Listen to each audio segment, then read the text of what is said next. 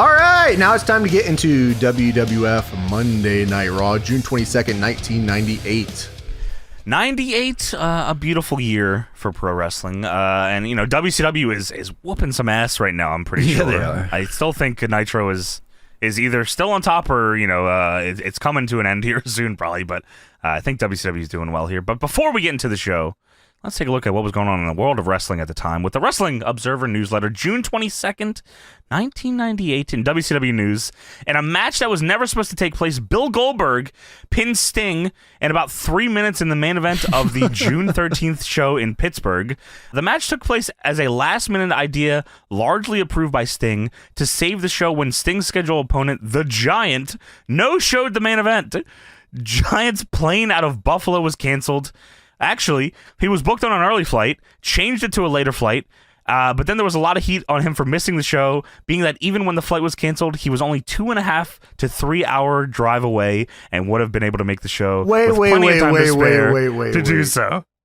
Yes? He was 3 hours away? By driving, yes, correct. Dude, he was so checked out. Dude, oh my God. If I heard someone was 3 hours away and they had time to drive, oh my God. Oh my God. Whatever. Big ass Giants getting in a car driving? No way. Dude, get a big I'm taking his big ass off the sheet. I'm throwing his big ass off the building, man. What the fuck? Dude, that's unbelievable. Wow. He must have been checked out crazy. Well, this is June 98, James. Like, he's not gone for a minute still, right? He doesn't get to WWF till, what, February of 99? He must have already known or something. Yeah, he was already talking. Yeah. He probably got away with it. Vince like, yeah, I'm talking to Andre. His son. Yeah, don't worry about it. No, I'm not talking to the Giant. From the Observer, June 29th, 1998, in WWF News, with its two top stars, Steve Austin and Undertaker, both out of commission due to injuries and being just 1 week before the King of the Ring pay-per-view, the World Wrestling Federation postponed weekend events scheduled on 6/20 and 6/21. Austin was hospitalized on Friday night after a house show in Houston due to a staph infection in his right elbow, which resulted in a high fever. Said to peak at 104 degrees, and he was hooked up to an IV unit and remained hospitalized at least through Monday. It was unclear exactly where the infection came from, but it was believed to have stemmed from a bad elbow bruise that may have taken place at the television tapings earlier in the week, either in San Antonio or Austin, which Austin is on this show that we're talking about, which was in Austin, I believe. Yeah, that's so right. I don't know if that's where he got hurt or not, but also Undertaker suffered an ankle injury. I don't know if we want to put this here or not because it has to do with the show we're talking about. He got an ankle injury in this show? Yes, he did. Oh my, yeah. Okay. Yeah, so keep that in mind. Keep that in mind, boys, until we get to it later, and I'll circle back to talk more about Undertaker's So all injury this, then. by the way, this is go home to King of the Ring. So this is leading Correct. up to. So yeah, 2 injuries going into King of the Ring. He got an injury in the pre-tape? Hold on, we'll get there. All right. All right. That's not all either, by the way. But I'll that's a little nugget for you to anticipate. For later. Okay. In WCW news, this is fucking insane. There was a big story in the South Bend, Indiana Tribune regarding an 8th grader who started a satanic cult at a middle school. The boy who was being detained was actively recruiting fellow students to join his cult, which he called Raven's Flock. Oh, shit. The boy was being held on 2 charges of intimidation from 2 students who joined the flock but wanted out. All the recruits upon joining the flock had to sign contracts that stated they agreed to join, quote unquote, for life with the number 4. For life. It was alleged that the leader threatened to kill the students when they wanted to leave the cult. Oh, wow. The cult is believed to have spray painted graffiti on the walls of the school and scratching the paint on some new cars at a car dealership with the words, "Raven is the key scratcher." Yes, and their names were Billy Kidman and Perry Saturn. They were John Flood, James Parnell, Reese and Lodi. That is fucking insane. This kid was arrested for this. I wonder what ended up with this dude. He's wrestling in DPW. He's booking the show.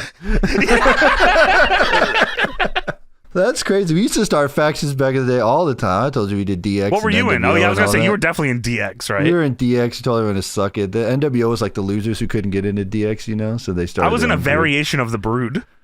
Oh, shit. That's No way. crazy. Yeah, it was good. What does that even mean? I don't even know what that means. I don't worry about it. From the Observer, July 6, 1998. In WWF news, Mick Foley has long established himself as one of the greats in the pro wrestling industry, and over the last year probably solidified whatever doubts there would be as to him being remembered when his career is over as a Hall of Fame caliber wrestling legend. But whatever he has Ain't done... got the book yet. And no, not yet. What he does have, James, is falling off the Hell in a Cell. Oh, yeah. He will always be remembered on June 28th, 1998, and the match will never be forgotten against The Undertaker in the Hell in a Cell in Pittsburgh. With Undertaker working with bone chips in his ankle that limited his mobility and theoretically would hamper the match, everyone figured Foley would be there to make it and save it, and that turned out to be correct, although a few knew going in what the lengths he would go. With both men brawling on top of a giant cage, Undertaker literally threw Mankind off the cage from a height of several feet higher than somewhat similar and oft-repeated bump Shawn Michaels took from the cage last October.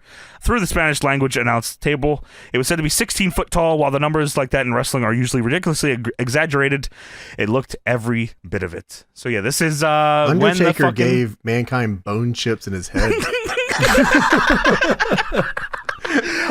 I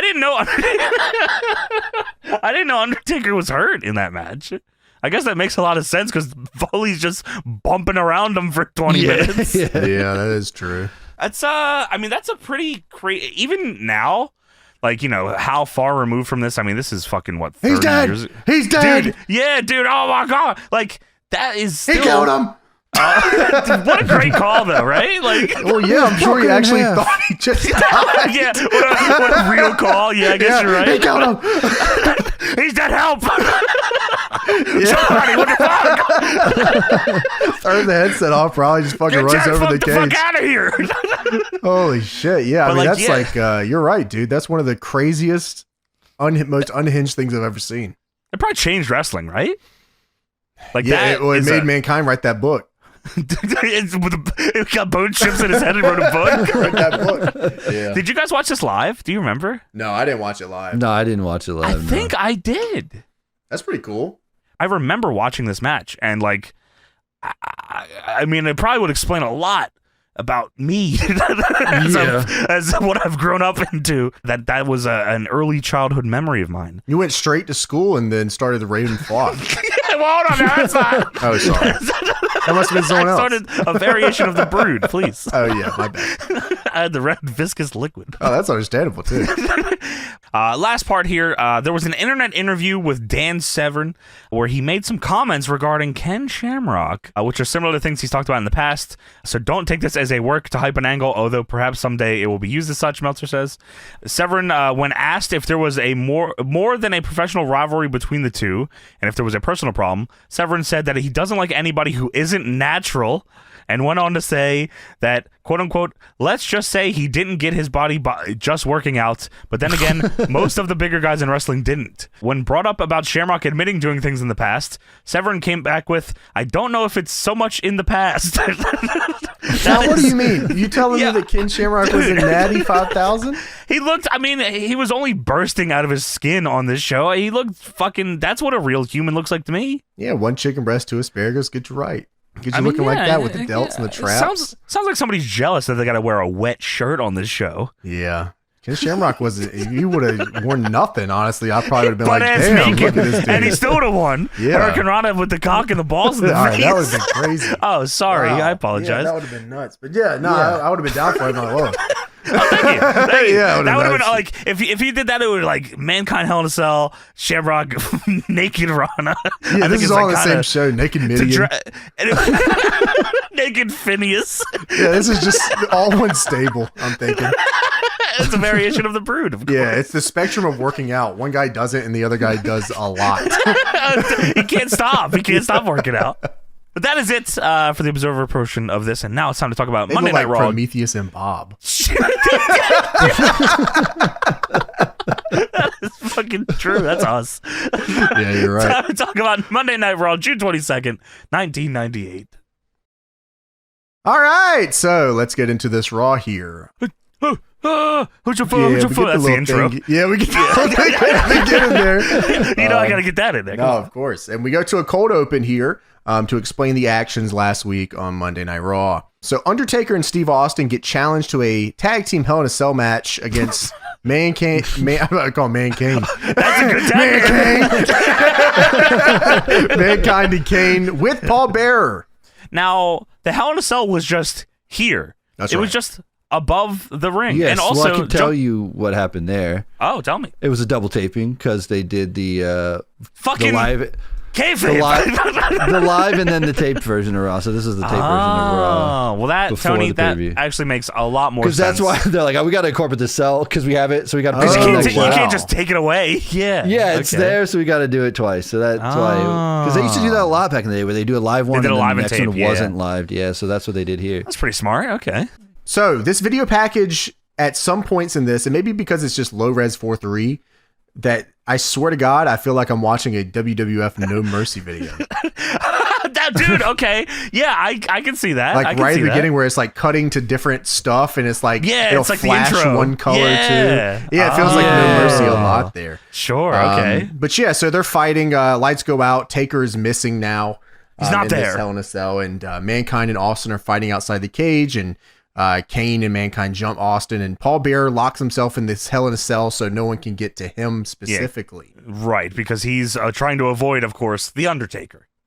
And well, Undertaker was under the ring, of course. There he goes. How is that possible? Undertaker erupts from under the ring and he beats the shit out of Paul Bearer. Rips the canvas. That is crazy. They got to make a hole for him specifically there, right? Because like, otherwise he's ramming his head into boards. Yeah, I guess they. Yeah, okay. This is the taped. Oh no, that was the live one. I guess they just replaced it. yeah, you're right. Yeah. Oh yeah, I guess so. Yeah. Yeah, I guess they There's probably replaced time. it. But yeah, man, he fucking pillar to Dude, post beat the shit out of Paul Bearer. He annihilates Paul Bearer, and then Kane, the visual, because Kane is desperately trying to get to his dad, who is getting just. He is getting pummeled by the Undertaker, and Kane, his attempt to get into the Hell in a Cell is not through the door, like trying to rip the door off, which he did in the first Hell in a Cell match with the Undertaker in the cell. Right. His Oh way my to get into the cell. God, he did. Yeah. His way to get in the cell. gosh. Yeah. His way to get in the cell is to just lay on top of the cell and look inside of it. I imagine that's what he was saying. They should have mic'd him up like the NFL players. Yeah, rip the door off, dipshit. That's The fuck? crazy, dude. Paul Bearer is home watching via satellite as Kane breaks his silence. Tonight on Raw is War. Yeah, they legit show Paul Bearer sitting in a chair. He's in a green robe, button-down shirt at his house. Fuck. I mean, this is a nice little. He's got a fat TV down there. This is how all houses look like in 1998. I don't know how to explain it to you, but this is how they look. that is fucking true. Yeah, my brain says this is every house I was ever in. That's not right, but it is totally right. Somehow, no, James, I totally understand what you're saying, because I saw this house and I'm like, this looks like my house growing up. Dude, yeah, I don't know if everyone's mind like gets a collective hive mind from the era they grew up in, but this looks like the house I was in every day of my life. Yeah, man, it's pretty crazy. But yeah, Paul Bearer will hear Kane break his silence for the first time in front of the world. To my door. No.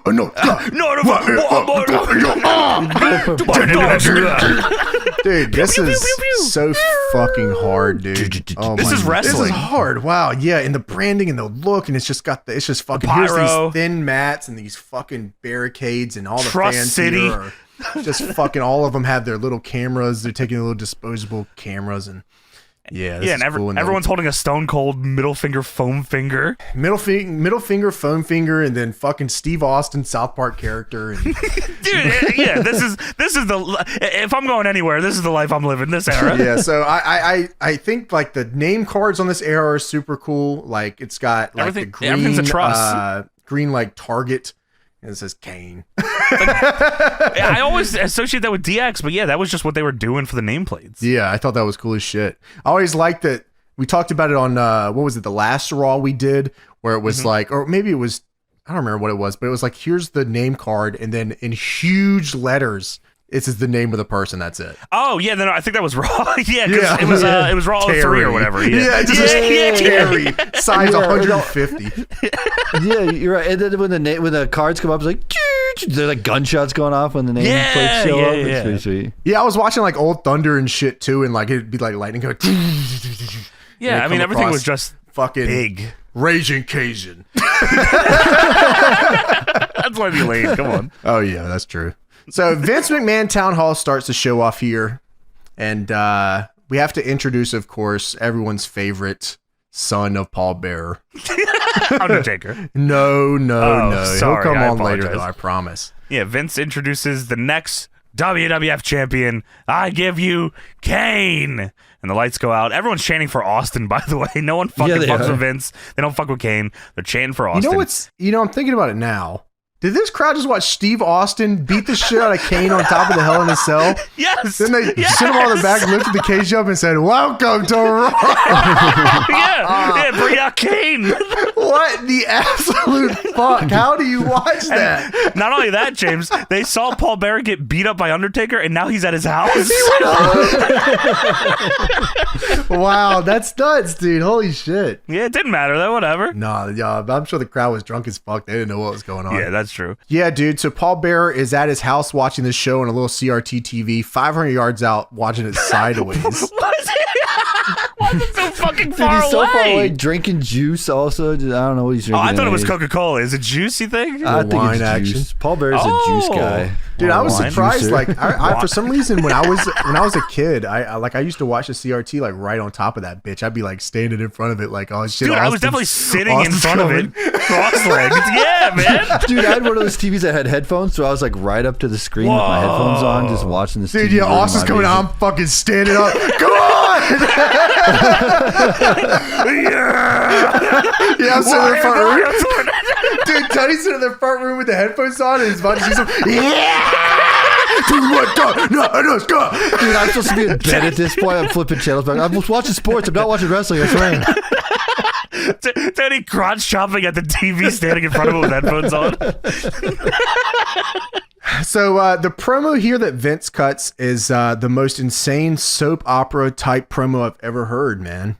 This is, yeah, it's absurd. Before Vince starts talking, Michael Cole says, "Oh, it couldn't have been a pleasant Father's Day for Kane yesterday. He must be distraught after seeing Paul Bearer attacked by the Undertaker." Kane? Kane celebrates Father's Day. Listen, yeah, and I'm going to say this right here, James. I'm going to say this. You can celebrate Father's Day any way you want, and I think you should celebrate Father's Day by going to wrestling events. That's how I would celebrate Father's Day. Yeah! Especially this year in 2024. Yeah, Please especially in this year. Yeah, I would. But yes, this is where there's so many Stone Cold middle finger, foam fingers in the crowd on this hard cam shot. They should have Al Snowed that shit. Every single person in the crowd has a foam finger, middle finger. I thought you were going to say, like, you throw them in the ring. Oh, no. Have a bad match. Absolutely suck. Stink like shit. Hey, why you say that? Why would you say that about me? Suck all the air out of the room for 20 minutes of Jerry Lawler. Yeah, sadly, we're going to get a lot of that later. But yeah, Vince says, this Sunday, Kane, when you face Stone Cold for the WWF Championship, will be the greatest day of your life. All the while, Kane is standing there, staring up at the ceiling with voice box tucked into his belt. I noticed that too, and I don't know if I ever noticed that before this, that he had it tucked in the little belt. He couldn't have just palmed it. It wasn't big. Why couldn't he just palm that's just where he keeps his shit, you know? It's like it's like his version of a Benjamin. And he hits it. Yeah, 2024 Kane would just have a vape on him. And he would end up sounding the same, oddly enough. So yeah, you're right. Got the same fucking popcorn voice. So yeah, Vince says, and Austin, as Kane stands before you here tonight, he dedicates this title match to his father, Paul Bearer, which is also, I mean, that's a whole nother discussion of its own. That Paul Bearer fucks, because I'm pretty sure soon or around this time is when they did the sneaky camera where Paul Bearer and Jerry Lawler were in the back just talking about him fucking Kane's mom. Yeah, Paul Bearer is long dicking people. I know that for sure. That is insane. And that's in his house. He's a homeowner. With Kane. He made both Undertaker and Kane. That's what you fucking come up with here? Maybe you should look Kane into... lives there. What you're... Kane has a bedroom in Paul Bear's house. Kane lives Stay out of my room, Paul. Dad, he calls his dad Paul for some reason. Stay out of my room, Paul. Stay out of girl. What are you doing? where the fuck else is Kane staying? I guess I never thought of Motel that. I mean, 6? I don't fucking know. in a car underneath it. How the fuck is he getting Depths his of venues? hell? I don't know. I mean, there's a lot. Well, okay, so on top of that, yeah, he dedicates his match to his father, Paul Bearer, and a challenge like you've never been challenged before in your life, because Kane challenges you in a match that has never been held here in the WWF. Kane challenges you to a match where the winner will be the man who draws first blood on his opponent. And Jarrett says, what? What does he mean?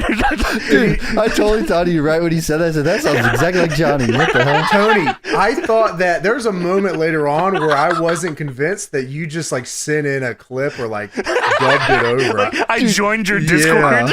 You are 98 Jim Ross for sure. Yeah. Somebody said that on the Reddit. Did we talk about that last week? I forget where we Like talked about that. as time goes on, like 2000, like into the 2000s, like JR starts to sound different, but right here, this is your Jim Ross. No, someone said on the Reddit that you sound more like Jim Ross than Jim Than he Ross sounds does like Jim now? Ross today in AEW. That's right, too. That is fucked up. That is Yeah. fucking insane. Right around here. I'm sorry that I've infiltrated your What does he brain. mean? What does he mean? I love this idea, though, that they're doing a first blood match and Kane is fully gimmicked out, clothes they don't- on, dude. mask on. Yeah, dude, they don't even Hair. talk about that until like halfway through the show where JR says, he's got a mask. Yeah.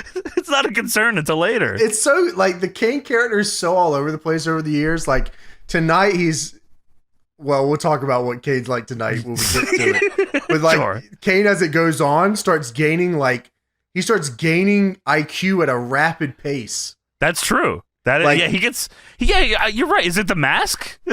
Oh no, he's masked. He's masked still when he just starts talking normal. Yeah, right. His character just gets smarter and smarter. It's like reverse Abyss. That is fucked up. That is very accurate, actually. It's fucked up to say. It's right, but it shouldn't say it. Dude, That is crazy. wow. Yeah, that No, is but crazy. you're right. I've You're never too even right. thought of that. But yeah, that's right. Kane, Vince says, I'll tell you how confident Kane is. Kane is so confident that he will offer in writing a special provision in the contract. Kane, if you would speak publicly for the first time, what does that contract further state? So Kane goes into his belt loop or buckle, I guess. It's just in his fucking pants. He unsheaths that. And and he pulls out. How is this a voice Modulator? I wrote down. Is that what it's called? I'm sure it's not called that, but what I thought is a voice modulator. I wrote down voice box, which is That's not probably right. that might be right. It's called an electrolarynx is what the name Oh, is. I'm not gonna be able to remember that Because I had to look it up. Electrolarynx. I remember in school, they brought someone to school that was like a smoker. It was like, listen to this shit. This is gonna scare the fuck out of you. You're never gonna want to smoke Oh, cigarettes ever Tony, again. yeah, DARE program. Yeah. Yeah, that's what it was. And they brought this Yeah. person and they had a hole in their throat and then they put that. I've already box seen up. that because it was Ned from South Park also had it. Speaking of that, by the way, Tony, I had a guy on my block that had that, and he was a super nice guy, but like every time he came up to me, I was like, "Whoa, Kane!" That's crazy. They, like, How do did I the not think of opposite. fucking Kane? Dude, they did the opposite for me because I'm like, I want one of those things. How do I get one? Like, You just have to I better smoke a start lot of smoking. cigarettes. Yeah, Yeah, dude, ruin your life. Yeah, Just smoke this whole right box now. of cigarettes, why don't you? Yeah. So yeah, Kane pulls I'll just call it voice box. It's not that, but you know. He Sure. points up the voice box to his neck and he says, "If I do not win the title, I will set myself on fire." Yeah, that's right. Kill yourself. Dude, By the way, it gets worse. Dead silence right after this, dude. Because No pop, no Dude, reaction. This idea is like he's wearing a mask, so like even him talking, you can't hear. And then he's using the voice box. It is like so hard to hear in the Yeah, crowd. like- I'm sure they have no clue what he said. Yeah, that's That had to right. have been it. Kane will professionally end himself. No, we'll just beat your ass. And then I'll kill you later. Yeah, so they come back to a shot of Paul Bear. Paul Bear's flipping out in his house because his son just on TV said he was going to set himself on fire if he lost the WWF title. And Vince says, so confident is Kane that if he doesn't become WWF champion this Sunday, he will set himself on fire and breathe his last breath. Now, please forgive me if I'm mistaken. That's the type of dog a wrestler needs. That is true. But Kane did not say that last part. He did. At no point did Kane ever say he was going to die. He was just going to set himself on fire. And throughout the whole night, what the fuck you talking about? I'm on fire. Wait, hold on. Wait a minute. I didn't say that shit. He's not smart enough yet. Dude, terrible negotiation tactic too. Like, can I get a title match or I'll set myself on fire? You could just ask for the match first. If somebody came to us and said, if I get a title match and I lose, I'll set myself on fire. I'd be like, yeah, all right, you won it. Yeah, you're losing. Let me see it. Well, thankfully, wrestling is real. So, yes, of course, that's true. Yeah. Kane did not have to have this provision. Vince was giving him a title shot. It's not confirmed yet because Austin has to accept it. It's not confirmed. Austin's going to say, no, I'm not going to fight Kane unless he kills him, unless he sets himself on fire. Oh, that's a real good deal you got there. You set yourself on fire. Yeah, hell yeah. And throughout the whole night, they keep repeating this breathe his last breath thing. There's a good chance Kane has already survived being set on fire. He doesn't have to die. Well, you have to understand that Kane's life has been so bad. It's been so fucking bad. It's going to be He's good had now. to live with Paul Bearer. All right, the TV's not even that big in there. I can't see from this far back, Paul. Why is he keeps calling his dad Paul? Paul Bear's slanging dick in the house. Robe on. He has to stay up listening to it. That's Kane. Kane's in his room, hands over his head.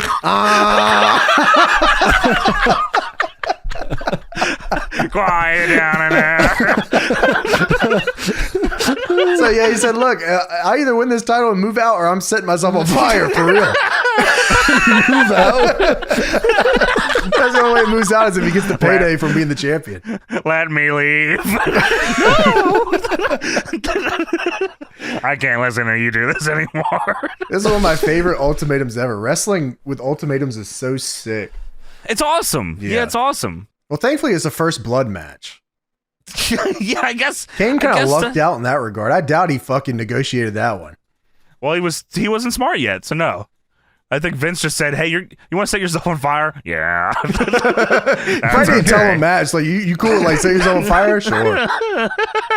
So Kane will take on the Road Dogg here tonight. Not looking good for Road Dogg. I'll tell you that. And if I don't win this match, if I don't beat Road Dogg, dude, how do you fucking? I don't know why that made me laugh so hard, but like going from this thing where like they're putting his life on the line to anyway, gets wrestling the Road Dogg tonight. Surely he didn't need to have a match tonight. Like he could have gone without the match. Yeah. What you mean? Like what? What you mean? He has to go 50-50. Someone's got to kill the Road Dogg. Doggy style, Paul. No, he's not even feuding with the X yet. I don't think. I think he's they are. Yes, they are. Are they? Kane and Mankind are the #1 contenders for the tag titles right now, fellas. Oh, that's fair. But DX is feuding with the Nation. Everyone's feuding with everyone on the show, I think. Kane is feuding with life himself and my dad, Paul. So yeah, they're doing like the singles tag team stuff. So Kane takes on the Road Dogg. Oh yeah, because Mankind faces fucking Billy Gunn. Right? Yeah, Billy Gunn takes on fucking Mankind. So like, that's the main event, by the way. Billy Gunn and Mankind. Now, why did you say that with such disdain? Because we have to watch these matches tonight. True. Yeah. So we got the King of the Ring coming up, of course. King of the Ring quarterfinals are the following matches. We have Ken Shamrock versus Mark Henry. We got Jeff Jarrett versus Mark Mero. We got The Rock versus Triple H. And we got Dan Severn versus Owen Hart. These are all matches tonight. Yeah, that's right. And they'll go to the semifinals and then, blah, blah, blah, blah. The semifinals and the finals are at the pay-per-view. Yeah, right. So they have to wrestle twice in one night is what they say on That's commentary. Right. So we kick off the King of the Ring quarterfinals with Ken Shamrock versus Mark Henry. Yeah, Mark Henry's out here with the Nation of Domination, and The Rock has an incredible outfit on with the shorts and the shirt, and Godfather's looking icy, and Owen Hart's in his gear with sunglasses. Sunglasses, yeah. Crooked sunglasses, but sunglasses nonetheless, and he's looking good. Ken Shamrock looking fucking as natural as I've ever seen him. Yeah, I mean, got to be top 5 natties ever. Yeah, I mean, Mark Henry might be call top. him the natural, by the way. No, they call this guy later the natural. I promise you that much. I'm gonna call him a piece of fucking shit. I promise you that. Couldn't believe I saw that match, but dude, we'll talk about that one later. So yeah, Mark Henry's out here, man. Mark Henry's traps at this point. Whew. Wow, he looks fantastic here. He is fucking gigantic, man. Yeah, he does look great. All of Mark Henry stuff, he's still pretty green. Ken Shamrock's still pretty green. Sure. So we got some pretty standard corner splash, elbow drop heat stuff here. They do kick out the Nation at the beginning of the match, by the way. Commissioner Slaughter is out here. And They like Nation. kick and choose all night about that. Okay, in my mind, maybe I was wrong. Did they do it just for only the King of the Ring matches? Oh, it's like Continental Classic rules. Yeah, like it has to be no China bullshit. stays out there for Triple H and The Rock. Maybe she's got carte blanche. Oh, maybe. For some reason. Got carte blanche because someone's got to fucking fuck some finishes up. Someone's got to do a fuck finish for Triple H. They have to. We have to get some heat in this match, damn it. Yeah, exactly. So Mark Henry elbows Shamrock in the back. He gets him in a bear hug. The only thing I'm thinking here is, wow, this is like that 2K showcase I was watching Johnny play. Oh my fucking God. I'm glad I didn't have to do any of these goddamn matches. But yeah, man, wow. Please don't get me started. Don't get me started. Hogan and Warrior video of them in a bear hug with no one saying anything. Eight fucking minutes it felt like, if not 10. It was. Of just that was staring long. at a goddamn Warrior Hogan cutscene of, why does that mode have so many down period cutscenes? What is wrong with them? I will say this much about the differences between the bear hugs. The one Hogan and Warrior did, for some reason, they were just standing straight up hugging. There was no hate or no like intensity in theirs. It was just, they were kind of blown to shit. Yeah, dude, and Hogan just laying on each other. Hogan's like rubbing his skull. Like, just hit him. He's like, man, I don't know. He's brushing his hair. Yeah, it's just like, what are you doing? Yeah, dude. At least on this one, you had Shamrock straddled up there crazy. And that might have been Mark Henry's finish, or at least it felt like it, because he goes for it a million times here. And JR's yelling about Mark Henry pulling up Shamrock for a pin early on. He said, Mark Henry made a mistake right there. That is a rookie mistake. Anyway, Kane said he would breathe his last breath. He had to shit on Mark Henry real quick. He said, yeah, Mark should have done that. Anyways, Kane is going to die. He just had to throw that in there. Yeah, so Shamrock gets down. He tries to do a sunset flip here. Mark Henry drops his ass on top of him crazy. Dude, I thought Shamrock was going to move, but maybe like that idea of moving on that spot hasn't been invented yet because years of Yokozuna just annihilating dudes. Oh, shit. So he just takes it in full burn, or maybe Shamrock's about it. Dude, I saw a Yokozuna one where it was a jobber, and I heard the story that the guy talked shit to Mr. Fuji backstage. So Yokozuna decided to squish this man's skull into the mat. It might still be on that mat. I've seen just this one specifically. Dude, I've seen that. I don't know who that guy was. I don't either. But it is bonsai onto a man's head from Yokozuna. It's one of the most disgusting things I've ever seen. It is fucking horrific, man. Yeah. It's not as funny as when Rikishi accidentally did that to Doug Basham because Doug Basham didn't move in time. No, this was like super intent. Like on purpose. He jumps. Yeah, like it was like pretty. He's never got height like this. Yeah, this is some real crazy stuff here. One of the craziest bonsai drops I've ever seen. It may be the craziest not what Mark Henry ever. does. Mark Henry's way nicer here. No, yeah, he's great here. And Shamrock's cool with it. So Shamrock tries to knock Henry down with some leg lariats. It doesn't work. Shamrock then turns to the Rana, and it does work with gear on. Yeah, thankfully. And I like this. I like this a lot. I'm going to do this, and I'm going to do this, and it doesn't work, and then I'm going to change it up. I just think simple stuff like that is very cool sometimes. It was and it got a pop. And it did, because everyone wants to see a little payoff right there. I think that shit's cool as fuck. Vader Also No all clothes clips. on. Sadly. He comes out of nowhere and attacks Mark Henry on the outside of the ring. Yeah, Vader no clips and just Vader splashes. I don't know what else you would call this. Jake something. Yeah, Jake something's fucking move. He just rushes him over. I don't know where he came from because the crowd wasn't really reacting until Vader is on screen. I said, how the fuck did this man He spawned just in. appear out of thin air? Yeah.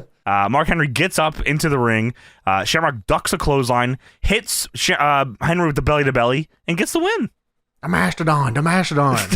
Yeah, JR loved this fucking guy. Yeah, he did. Oh, he should. Vader was fucking awesome. Yeah, he I don't know what should. happened in this run. Vince did not like him. Is Yeah. what happened. Well, Yeah. what the fuck you hire him for? Fuck you. So WCW couldn't have him. That's really probably all it was. Yeah, you're right. Yeah, Shamrock advances to the next round of the King of the Ring, and Shamrock does what he is most over for doing, and that's going, which is, that's it's over with me. It's over with me. Yeah, I think that's cool. Chuck Liddell ended up mastering that. The Oh my form God, of yelling. there's no better. There is no better. Yeah. He's running backwards, arms out, screaming into the air. Slow mo twist. Yeah, how the fuck does it They're- get any better than that? They're cooking. Yeah, that's some no real way. shit. Kevin Kelly meets Shamrock at the top of the ramp and congratulates him advancing to the King of the Ring. And Shamrock says, Kevin I Kelly didn't with come a this little facial hair. little facial hair, little blue shirt with the buttons. I like and this the though. collar. I like the coming up It to looks him official. after the match. Yeah. Yeah, no, I do too. I felt like, and they did it for, I'm pretty sure they did it for all the King of the Ring winners here. Oh no, a couple of them at least. Yeah, a couple of them, yeah. Shamrock says, I didn't come this far to quit now, and there's only one more heel to climb, and I'm going to be on top when it's all said and done. I like this. Did Shamrock's tooth get fucked up, or is his tooth always like that? I think his tooth might always be like that. Oh, okay. Yeah, I Sure. think so. But because I know what you're talking about. Yeah, I think, saw it, and I was like, wow, did he get shit rocked here? though I do feel like more times than not, Shamrock was leaving matches with like a busted lip or a busted nose or something like that. Yeah. So it could have happened in this match. Well, Edge is chilling in the crowd with glasses on. Yeah, he's fucking. It's his debut tonight, man. How is that possible? How is this on the same Why are they episode as letting the the Kane debut thing? guy hang out in the crowd? Why don't you get him backstage? Maybe talk to him. Dude, maybe warm up. Shadow box by that. But yeah, Edge is debuting on this show, which is nuts. And his debut, well, it probably doesn't go how you would want a debut to go on live. I don't know you what they were thinking. No, I don't fucking think so either. Also, by the way, we will also go via satellite to the home of Paul Bearer to get his reaction to his son's announcement that he will set himself on fire here tonight. Or not here tonight. I guess he could do it here tonight if he loses to the Road Dogg. I think that would be awesome. I would do that if that was me personally. Yeah, I'd probably just quit. Fuck it. NWR Holy shit. White and black Kane. Wolf Wow. See, I like cookies and cream Kane instead. We got none of that. We got no cookies and cream cane. No. We got no green cane. No, that's Fucking, true. we're just now getting blue cane. Like, Yeah, the that's fuck true. is going on? Yeah, man. How is this? I mean, like, you guys really dropped the fucking ball with this shit. Wrestling is all about dreams and aspirations. Palette swaps. Yeah, Yeah. I meant palette swaps. Oh, Yeah, that's what I meant. yeah, sorry. I'm I sorry. meant dreams and aspirations. I I apologize. meant You know, palette the action swap. figures you could have sold if you would have palette swap. See, okay, Tony, you're right. So we get a DX Super Soaker.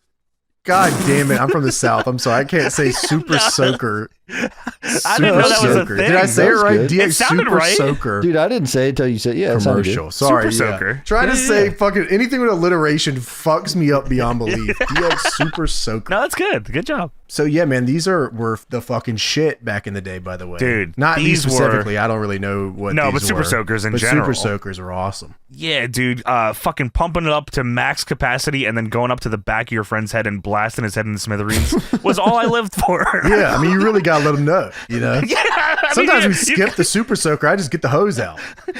Sometimes I just punch him in the back of the head. We're fighting in the backyard. You know. Okay. Sometimes you gotta put the screen up on the trampoline and start beating the shit out of each other. You know. Sometimes that's just happening. That is what We it go was. out in And the it woods. usually, I you know, just but, start swinging. Like, there's no water. unrelated to Super Soaker. Sorry. At all. Just start thinking No, about my it's- childhood again, and it gets me riled up. Super Soakers start a lot of fights around my way, so you know someone's got to get hit. I mean, like every time we brought out the goddamn water balloon, someone's fighting.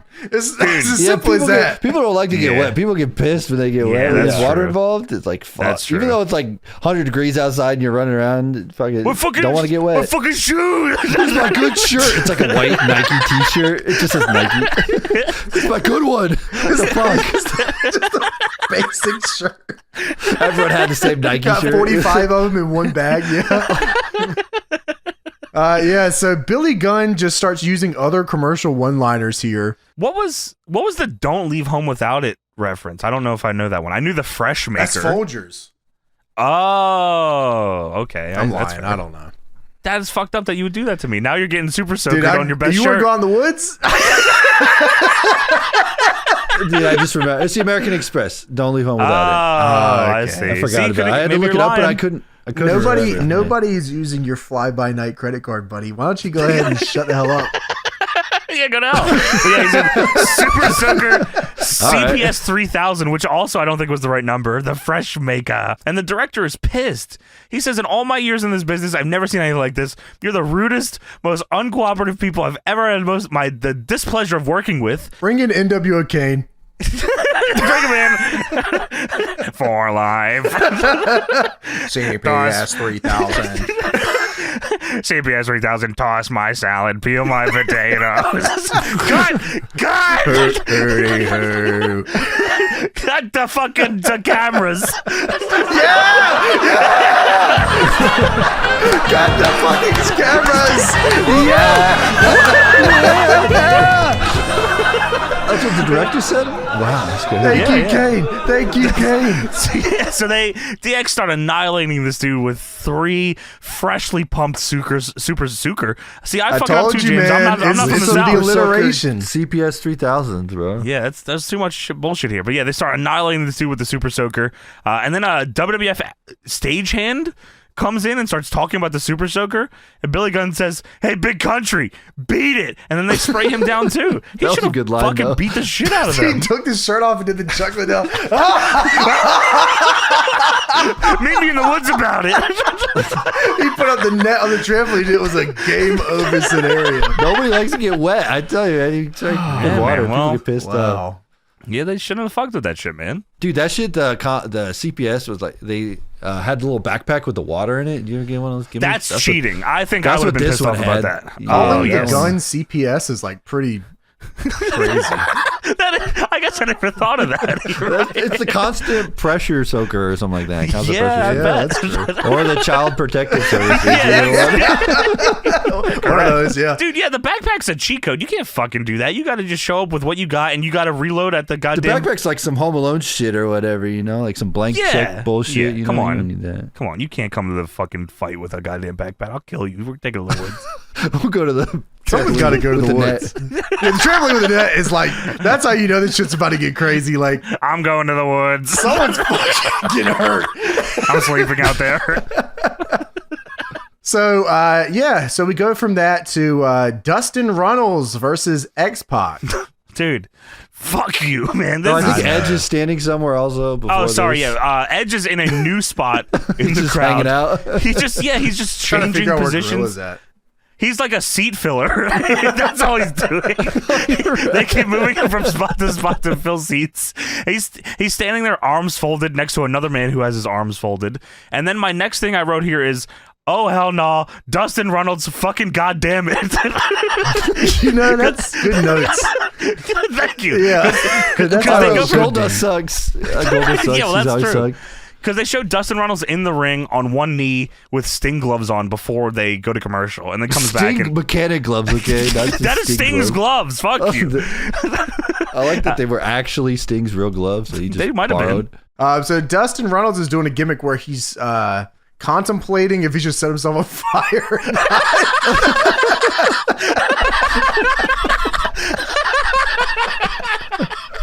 Correct answer is There's a lot of that on this show. That's weird. the correct answer is he should. Yes, he should. Yeah. He's sitting in the corner. Like Tim Tebow, really. I don't know what he's doing. He's praying. He's He's praying. Yeah, I think that he was doing like a religious thing, right?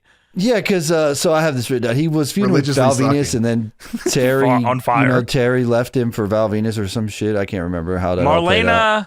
Marlena like leaves him. I don't know if it was for Val Venus or not though.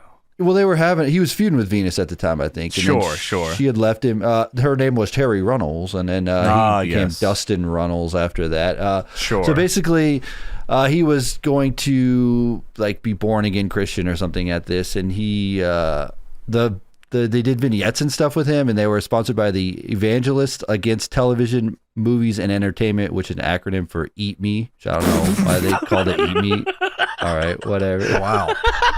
That is so he was born again Christian. I guess he is returning. He's coming back, and people thought he was talking about Jesus, but it was Goldust. And Goldust came back. Oh yeah. So just like all of the other times, he just becomes Dustin again until it's time to go back to being a gimmick.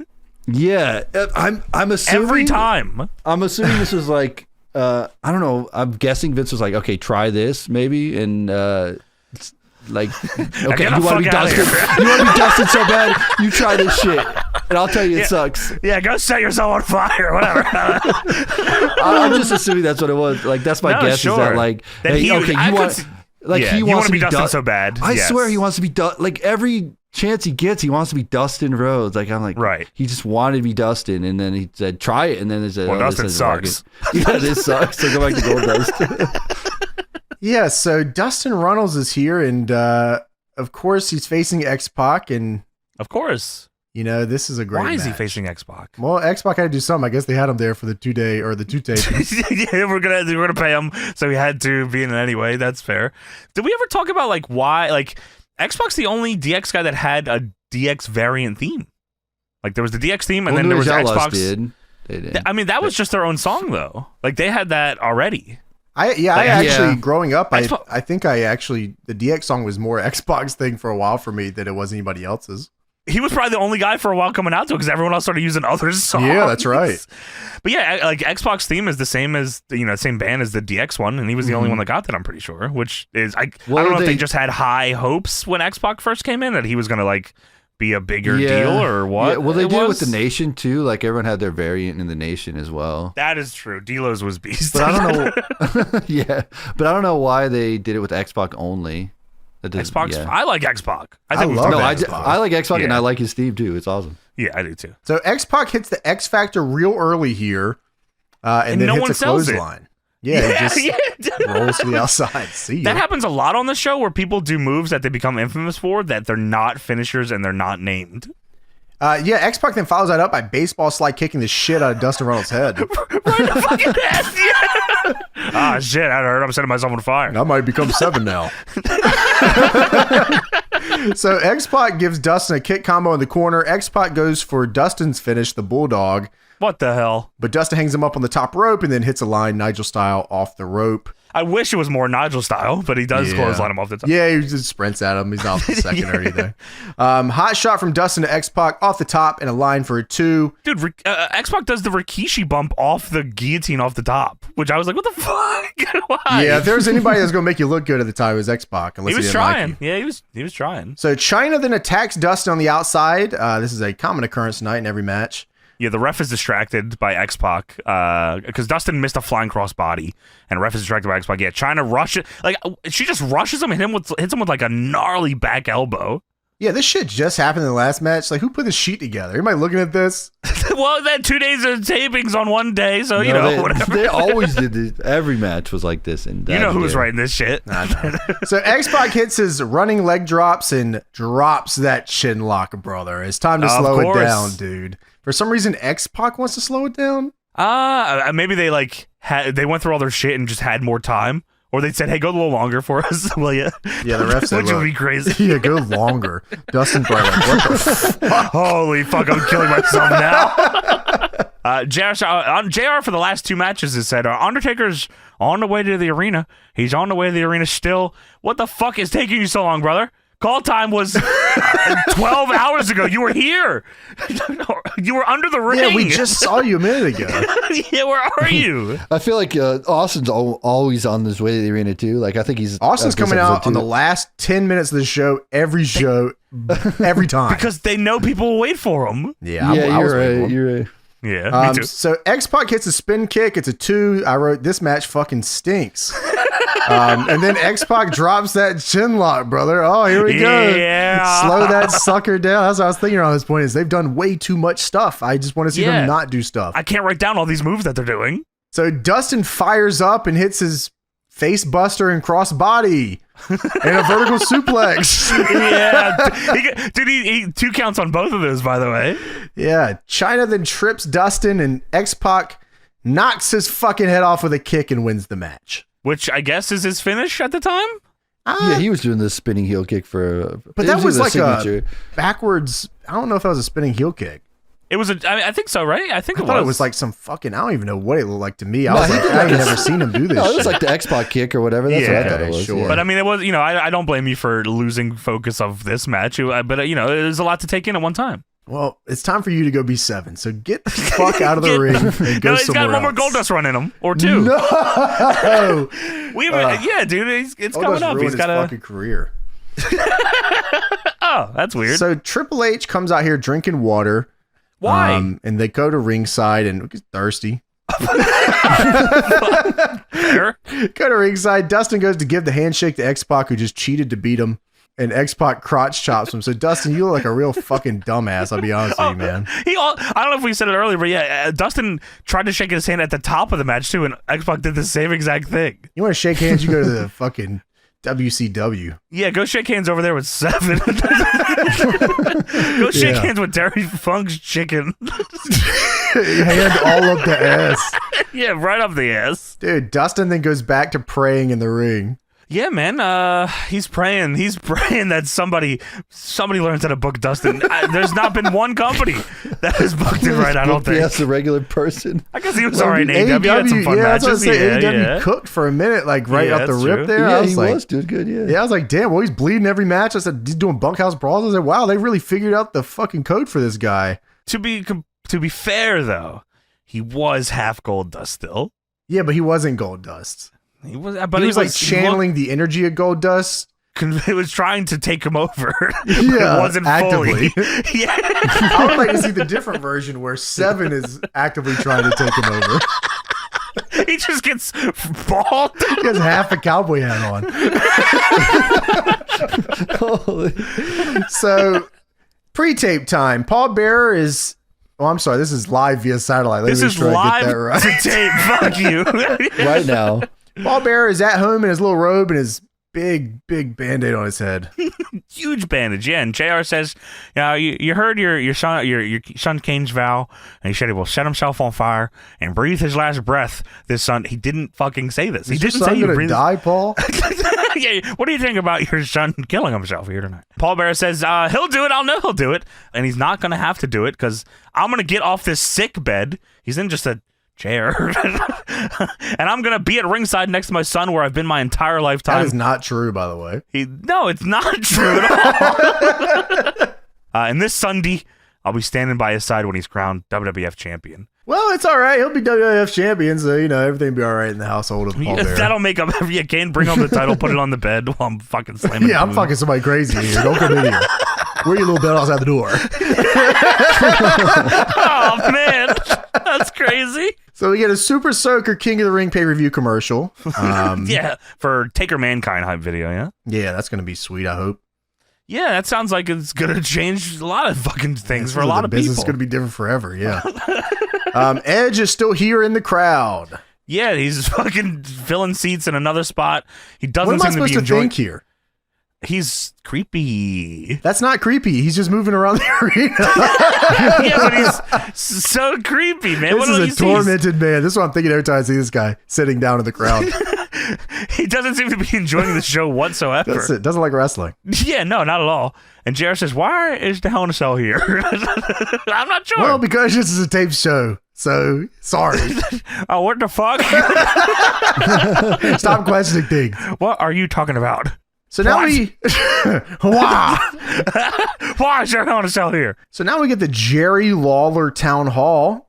Jerry Lawler is here with a pressed haircut. Crazy.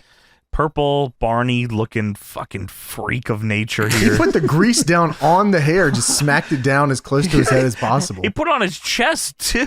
He's a crazy guy. I gotta say, maybe man. someone should investigate him. Yeah, I think that'd be excessively. great. Yeah. But yeah, Lawler says so much bullshit here. He talks about him having an issue with Al Snow. Living proof that he's an idiot is that he carries around a plastic head around with him and he's talking to it. And he knows that Al Snow is here tonight because he was told that Al Snow went into the cleaning lady's closet. He stole her dress and he's trying to disguise himself. Now, I'm not sure if that means she had a dress in the closet or if he stole it from her.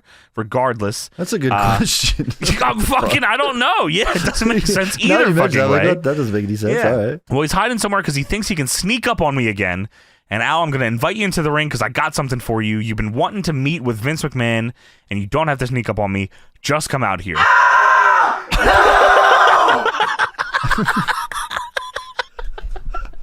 This is only the beginning. Dude, so I thought like, oh yeah, he's just like trying to make fun of him or something. Like Jerry Lawler's making fun of him that he's like dressed up like the cleaning lady. Haha, yeah, like that's a joke or something. No, he actually comes through Lawler says, look, actually, if you see an old lady with two heads, that's Al Snow. Then they show Al Snow coming through the crowd dressed as an old lady with head with head has a crown on their head. This is so fucking funny. It makes me want to merge without looking. I am laughing at this. So they go into this whole fucking diatribe of Al Snow. He stole the king's crown, and he says, Lawler says, "Oh, I guess you think, I guess everyone likes a little head. Huh? I don't like the one you got. What the fuck are you talking about?" Hold on. You missed the best part. I don't know if it's best here part. or coming up. Is when they show the old lady. They cut to Paul Bearer eating potato chips for a second. Oh, that's right after this. Yeah. Okay, that's the best part of this whole segment. Yeah, Lawler says, you got something I want, and I got something you want. And yeah, they cut to Paul Bearer at home eating popcorn and drinking soda. I don't know why the fuck they showed It showed him not looking at the TV during this segment, by the way. He was not enjoying this fucking Yeah, segment. because they knew this was shit, so they had to show something else. Cut to Paul Bearer right now. Cut to him. Cut. Yeah, man, please do anything to fucking speed this dog shit up. They must have been dreading this because they knew how much longer this was going to be going on for, because it goes on forever. Al Snow is in the ring dressed as an old lady, yelling at Head. He says, "I told you not to take it. You're such a thief. Now give it back." And that's why we're banned from Walmart because you tried to steal a hat. And Lawler says, Walmart. "Everyone knows that Head ain't got any fingers. Just give me the crown." Dude. Now hear this one, James. Al Snow looks at Head and says, "Oh, what? Wow. That's a good line. I'll use it. Hey, King, chickens don't have fingers, but they still sell them in restaurants." Yeah, the chicken tenders, yeah. They exchange the paper that Lawler has and the crown. The crowd could not be quieter. They are dead. They don't even know who this guy is. They don't give a fuck if they did. No, they have no clue. They don't fuck with any of this. So Al Snow has this paper, and he reads it, and he says, "Hey, wait a minute. This isn't an appointment. It's a contract." And Lawler says, "Oh, yeah, but it's signed by Vince." And Al is arguing with the fucking Head about a speed reading course, and he says, "Oh, because I can't read fast doesn't mean I'm stupid. I'm not reading over your shoulder. You don't have any shoulders." Womp. Al says, "Well, we got a tag match at King of the Ring against that kid Scott Taylor and, his son." He is his son. Yes, he is. "Hey, Lawler, settle an argument for us. Brian Christopher's your kid, right?" And Lawler says, "He's not my kid." This is the worst fucking thing. Antonio Inoki doesn't work here, but I feel like he should walk out here and tell them to take it the Set fuck himself home. on fire. Throw a chair into the ring. Figure something out here. Slapping Al Snow around here would have probably helped his career immensely. Al talking to Head says, "Oh, it had to be different, huh? Come to the WWF, Al. Everything will be different because I'm with you. Vince will talk to you because he likes me. Well, he still hates me, and he won't give me an appointment until I do the JOB on the PPV." You're about to have NOJOB here in a minute, buddy. Set yourself on FIRE. Suck my DICK. Holy fuck. You're killing OVW. What the fuck you saying? Lawler says if you do the JOB on PPV, you are history. In order to get a meeting with Vince, you have to win the tag match, which Al Snow completely doesn't understand because he lays on the ground and says, fuck it, pin me. Come on, pin me, pay me, beat me, I'll count the lights and let's go home. Lawler says, all right. Count your days. Dude, why don't you fuck off? Lawler fucking says, all right, too much, come on out here. Take a look at this fucking idiot. Too much, rush the ring. Al Snow gets up, hits them both with head, and then he leaves and goes to commentary, JR, and says, tell Vince he's got a match at King of the Ring because Head doesn't lay down for anybody. I don't know where I got what are you lost. talking about? Fuck you. Get the fuck Who the away fuck from is me. this? I fucking hate ECW. I fucking hate this company. Someone tell Paul he fucking ruined my life. And Al Snow leaves through the crowd. This was, and I'm sorry, listeners, but it was an excruciating, what seemed like 15-minute segment that I needed you to understand how long this fucking went and how nothing and dog shit it was. And I think, I don't know if, maybe I'm wrong, I don't know if it is, but I feel like this is what leads to the match where they do a tag with Al Snow and Too Much win because they put Head on a Head and Shoulders shampoo bottle and pin him because his shoulders are on the mat. Oh yeah, okay, that's funny. Yes, it was fucking hilarious. Let me say this much. I'd like to give a round of applause to Johnny for talking through that whole thing. Thank you. It's fucking hard, Add James. some more applause there. It's for the sake of the archives, because we could have easily just skipped over it, but no, it was a painful process that everyone needs to understand. It was very painful. This was like the most painful thing I've had to watch in a long time. I think this is the worst segment I've seen in a fucking minute. Okay, so you're right. You're right. Like, this is I don't know how. Like, I would have dropped. This motherfucker wouldn't be working here. Type. This was that bad, dude. Okay, so like this is we've watched. Like again, we're at 239. We've watched a lot of fucking bad shit. This had to be grounds for a firing. This is horrible. Yeah, this was like a waste of time. It was a waste of time that the crowd died on. It's a waste of time for a guy that never wins. No one comes to see. Like, why is this happening? For a match that no one gives a fuck about, and we're on taping number 2. Yeah, I'm leaving the arena. Dude, fuck this shit, man. Goddamn. Get the car ready. We're leaving. I guess the only thing keeping me here is goddamn. They said Stone Cold's gonna be here. That's the only reason your dad's staying. You gotta drive. I'm just 9.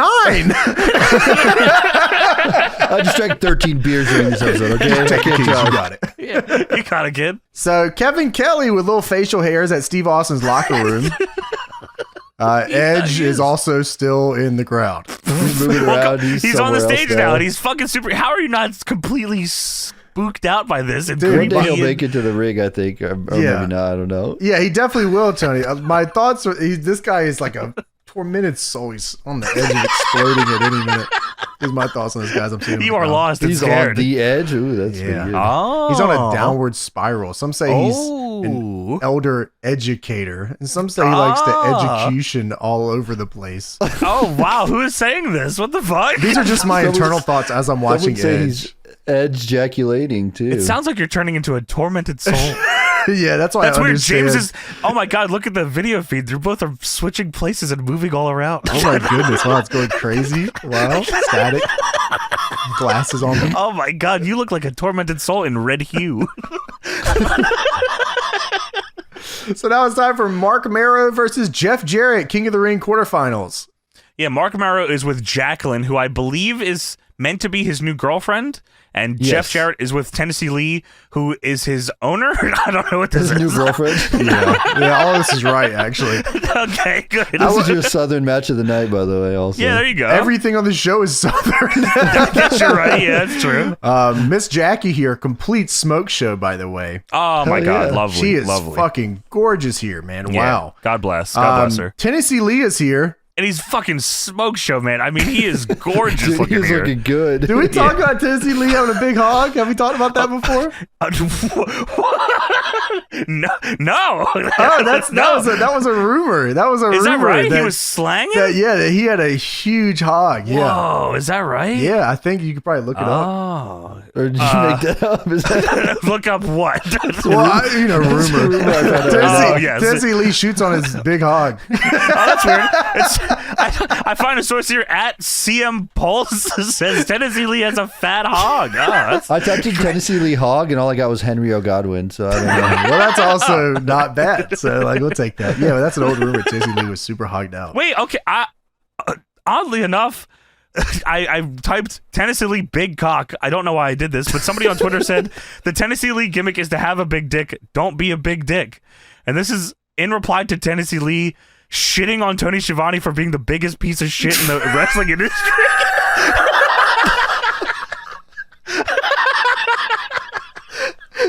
Tennessee Lee having a Twitter is fucking funny as shit to me. Wow. I don't know if this is real Twitter. In my head it is now, but yeah. Tennessee Lee was 80 years old here. Still using Twitter.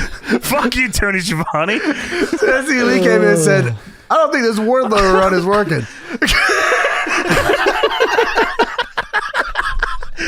Oh, let's see what other Tennessee Lee tweets are. AEW sinks too low in these hostile times.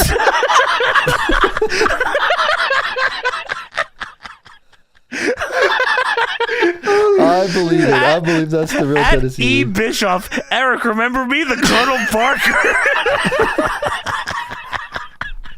Yeah, this is true. This is real Holy shit. fucking shit. That's real shit. I do remember. it. wow. I do remember Edge it. doesn't draw ratings. He's a good wrestler, but he never was a draw. Hashtag AEW.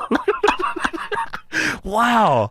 Dude. This is all Tennessee Lee in my fucking book here. Yeah. I mean, that's his Twitter. At McDonald's, kudos to Sue at McDonald's in Enfield CT drive-thru.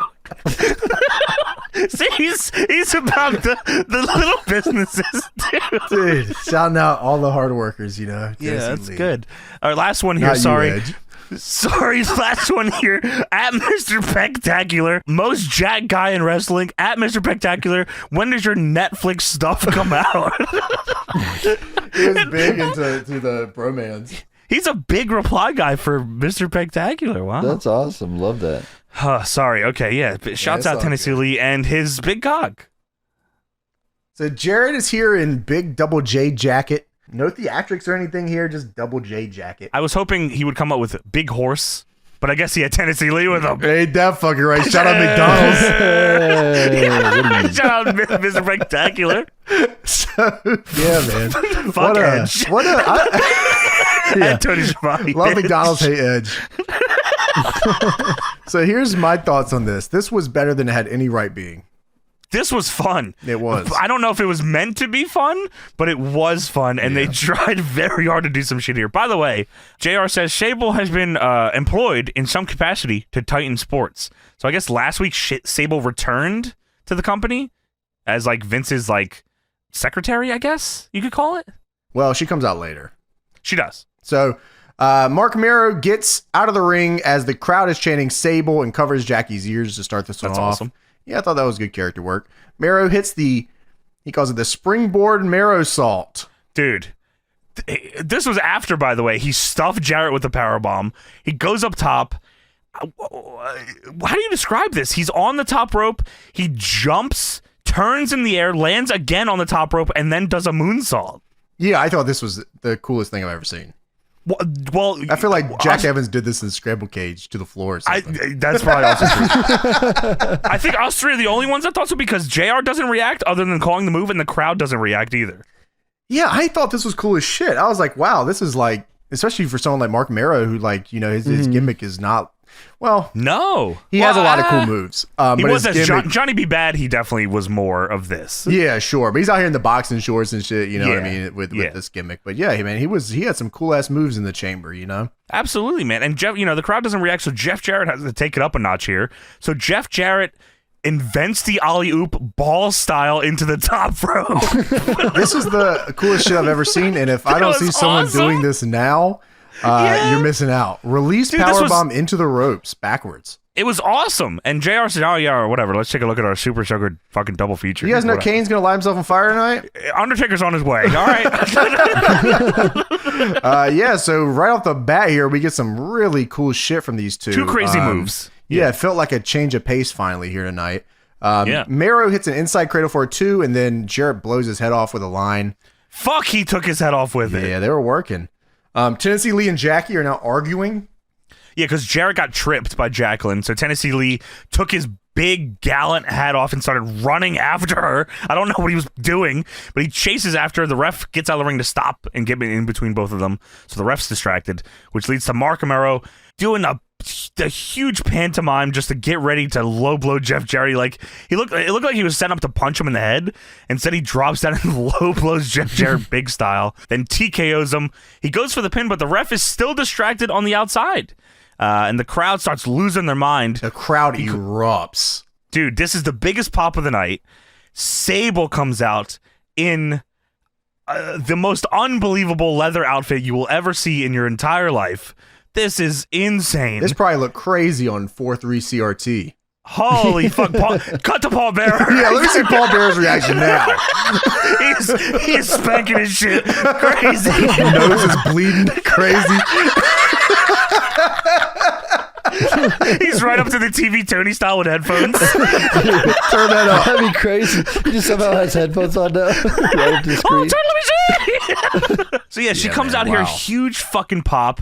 Mero is distracted by this. He's distracted before he even knows Sable's out there because the crowd starts going nuts. Yeah, he thought he was going nuts for him. So, whoa, really? You guys fuck with me like that, TKO? Oh, you like that shit, man? Yeah, I do that again too. What? Mero is distracted, eventually turns around into an even flow DDT from Jarrett, and Jarrett gets the win. Even flow DDT, that's not what it was called. Yeah, that's what it was called. The even flow Double DDT. J DDT right? effect. And the Super Soaker replay of the even flow DDT Raven is my favorite guy flock. in ECW. There was a kid in middle school. And he recreated this. I'm in the flock, and I'm going to die if I get out of it. It's for life. Yeah, man. Sable then just fucking turns around and walks away. Dude, she didn't have to do anything. She just came out here and was unbelievably hot and then leaves. This is Austin style. Come out, gig. Come out. I was like, come out, gig. Come out. He kind of does that later. Awesome. He kind of does that later. Come out, get a big pop, leave. Yeah, that was Austin's I mean, too. Sable's fucking awesome. Yeah, Sable. Sable and Austin fighting for the most over people on the show. Sable versus Austin would be a WrestleMania main event and have broke records, I think. I could imagine, yeah. Or if they did like Sable and Austin against like two fucking people, that would have been fucking insane. Yeah, WCW's dying early. Didn't she? What was it? Did she show up in like the front row at WCW when she leaves here? I think so. Yeah, she did. But like she can't work because she has like a fucking fucked up contract with them or something. But she's in a she's lawsuit like with them or something, right? That's right. Yeah. She should be. How is she not in the Hall of Fame? Yeah, I don't know. That's crazy. Yeah, she was a huge part of the Attitude Era. Absolutely, man. She was she was fucking over. The only person more over than her on the show is Austin. Yeah, Sable Bomb was sick. It was over too. Yeah. So Kevin Kelly tries to talk to Jeff Jarrett after the match, and Jarrett says he's the king of country music. Yeah, the king of country music, and this Sunday he's going to be crowned not only the greatest singer and entertainer and wrestler, but the king of the WWF. And then Tennessee Lee starts going, oh, then fucking Jeff Jarrett, and then they cut him off. I do declare. Fuck Tony Schiavone. I'm going to McDonald's. Don't watch that Edge match later. He fucking sucks. Oh. Hashtag AEW. So, Paul Bearer somehow knows that Kane's segment is coming up next. Yeah, my boy is next. Okay, how do you know this? We get the WWF Rewind brought to you by Cineburst, Bite the Burst. It is the Hell in a Cell from last week. Where Kane, as we said, not trying to rip off the cell door like he did in the first Hell in a Cell. Instead, he climbs all the way to the top and is staring down at it, trying to save his dad. Stone Cold climbs up and just starts pummeling him from behind. Beats the shit out of him, yeah. Yeah, like Kane is on all fours and Austin just jumps on him. They ain't broke the cage yet, so his thoughts are, I can beat the shit out of you up here and everything's okay. Yeah.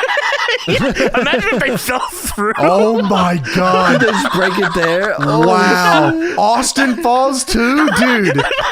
Head first. I don't even know. Wow. It's that got to would be video game crazy. style where they bounce up like a million feet, you know, like when they Oh, fall like shut out. your mouth? Where they Yeah, that crazy- Ragdoll, yeah. Ragdoll, And yeah. then stand back up. And, you know, Austin maybe could have saved it if it broke and he like Scary Movies. Oh, was it Scary Movie where like they're making a big fall and the dude grabs the girl and like moves her in front of him so he can land on her fucking face. Yeah. What movie is that? Fuck. I want to say it's a Scary Movie. But regardless, yeah, if he just stayed on top of Kane and made Kane take the fucking fall and just lands on top of him, that would have been sweet. So now we go to Road Dogg versus Kane. And I'm sure that Kane feels like he wishes that happened to him last week. If he would have died in that one cell. Yes, Well, to we're in face the the war- Road Dogg. We're in the war zone, boys. We are here. Oh, shit. It's Put the time to go fucking to bitches bed. away. Say the F word, middle fingers, maybe, or maybe not. Fuck you. JR says, the Hell in a Cell is shoved over the ring, and we don't know why. Road Dogg comes out here and he says, Austin, Texas, it's hotter than 40 farts in a wool stock. But then again, so is D-Generation X. All right. All right, dude. And Well, he does the ladies and gentlemen intro, but I guess he only just started doing this because the crowd is not doing it with him. the music's also playing the whole way through. That's also true. So the ref sends Billy Gunn to the back for this one. He says, this is going to be a banger, so get the fuck out of here, all right? Maybe that's why, because I wrote down that this was a King of the Ring match, but it definitely wasn't. Maybe No, it that's why I wasn't. This thought. is a match. Yeah, this is a Because they regular threw match. Billy Gunn out, yeah. So Jerry Lawler says that Kane has worn this mask for his entire life. I just want to make sure we all understand that was What? continuity here. Is He came out that of the right? womb with the mask on. Yeah. Now, Dude. James, I believe you two reviewed an episode. Oh, no, that was a Kane baby. That wasn't Kane as a baby, was it? Kane, well, that was Kane's seed. Okay, got it. Okay. I always, Kane and Lita baby. yeah, I guess we haven't seen Kane baby pictures, but I've always assumed he had the mask after the fire, not from birth. Dude, I kind of want to fuck with 20-year-old Kane. I bet you 20-year-old Kane was rocking crazy fucking khaki shorts, Oh, puka shell yeah. necklace. Oh, Yeah, with little, mask? Yeah, little polo with mask on. What was the hair looking like, you Hair think? back with hat over mask. Oh, Oh my God! My that's dad icy. owns a dealership. I bet you, my dad owns a dealership. Don't found key his these picture. cars. So Kane gets his heat. Road Dogg gives Kane the punch combo, then fucking goes nuts with his crotch chop to the crowd. He does do a crazy one. He also pokes Kane in the eye, and JR says, poke to the good eye. What? Oh, he does have a glass eye, I guess, right? Is it glass or is it just fucked? Oh, I don't know if it's glass. Is that the Yeah. lore, or is that just what he put in Well, he's one had the I mean, he has a Mask on his contact whole that life. makes it look, yeah. He's all had it from birth. Oh, sure. He came out the womb with a glass eye too. And a mask on. It might just be fucked up. Yeah, I don't know. Yeah, sure. Kane then jumps up to the apron and snaps Road Dogg's head on the rope here. Yeah, dude, he And, gets clotheslined over the top, and Kane lands on his feet, and then Brock jumps onto the apron. I said, what the fuck? JR says he snaps Road Dogg's neck on the ropes like he is a small child. Kane was a child and he wore this. He wore the mask the whole time. So Kane hits the flying line. Road Dogg low blows Kane. He no sells the low blow. Oh, he was born with no genitals. The clown has no penis. Kane has no penis. No cock and balls on this guy. Ah! Dude, not being offended by the low blow is crazy Kane lore. But well, we have seen what he was rocking with. So I guess He's not Tennessee Lee. no, he's the complete No opposite. way. Actually, he was the complete opposite. So Kane hits the tombstone, pins him arm straight out, and he wins the match. Yeah, man. And Kane leaves, and then as Kane is going up the ramp, Paul Bearer is on the Tron, and JR is already talking to him. Like Kane's not gone yet. He is They talking just go, to him. You're right. Yeah, they go right into it, which I thought was kind of cool that they just went into. But like the fact that Kane like didn't stop and look up at Paul Bearer big on the Tron, he just walked right to the back. I don't know if he knew that they were doing this. Probably pissed off. Probably blew a spot. Fucking god. I had to not sell my balls. So JR is talking to Paul Bearer, and JR asks Paul Bearer, "How is your physical condition?" And Paul Bearer says, "It's a slow heal, but it's healing, and I have to be there for my son on Sunday, but I will be there." And JR says, why do you think Undertaker did what he did last week on Raw? And Bearer says, "It doesn't take a genius to figure this one out. I knew the Undertaker's plot, the collusion. He wanted to destroy Stone Cold Steve Austin, and I knew. And he didn't want me to tell the world, and I told the world, so he wanted to shut me up. But he didn't shut me up, did he?" And then the lights begin to flicker in Paul Bearer's house, and Paul Bearer says, "Oh, it's and the wall started to ooze green slime."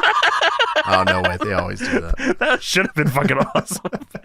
But yeah, Paul Bearer just says, "Oh, just lightning. Don't worry about it." And then all of a sudden, you can hear a door slam open, and then a woman screams in the background. Probably, I don't know who the fuck that was supposed to be. Know who it was. One of Paul Bearer's many. And then Undertaker in American Badass attire, I guess you could say. Yeah, it's like a mix. Yeah. Yeah, he's about to ride into the desert, Undertaker is what this is. That's what's going on here. Undertaker walks in, starts knocking some shit over. Then he turns to Paul Bearer and says, "You think I've forgotten where you lived?" And starts throwing punches at Paul Bearer's head. First he's doing like the big wind back claw shots that Undertaker does. Then he just starts throwing actual punches. These are crazy. Dude. I said, wow, he's really slugging them. Then Taker grabs Paul Bearer by his robe, rips him out of his chair, and throws him onto a table. He knocks over a dresser, and then as he does this, Taker falls backwards onto a couch. Please keep that in mind. Taker then gets back up off the couch, starts beating the shit out of Paul Bearer once again, just throwing These sound punches. effects are crazy, man. He's really giving it to him. He must be mic'd up nuts, or they put that shit. You know what I mean? Boom. Yeah, he's fucking giving it to him. He probably said, "Hey, I gotta give it to you, Paul. I'm gonna hit you for real. I'm gonna kick your fucking ass." I know where you live. I gotta fucking beat the shit out of you. I love that Paul Bearer never moved or anything. No, I mean, he can't fight. He's not a fighter. The house burned down or something, or was that the... And in front of his girl, too? Come on, man. So the last thing you see here is Taker picks up a big-ass lounge chair and just throws it on top of Paul Bearer's head, it looks like. And then the camera starts breaking up and the scene ends. So, Undertaker got injured from doing this.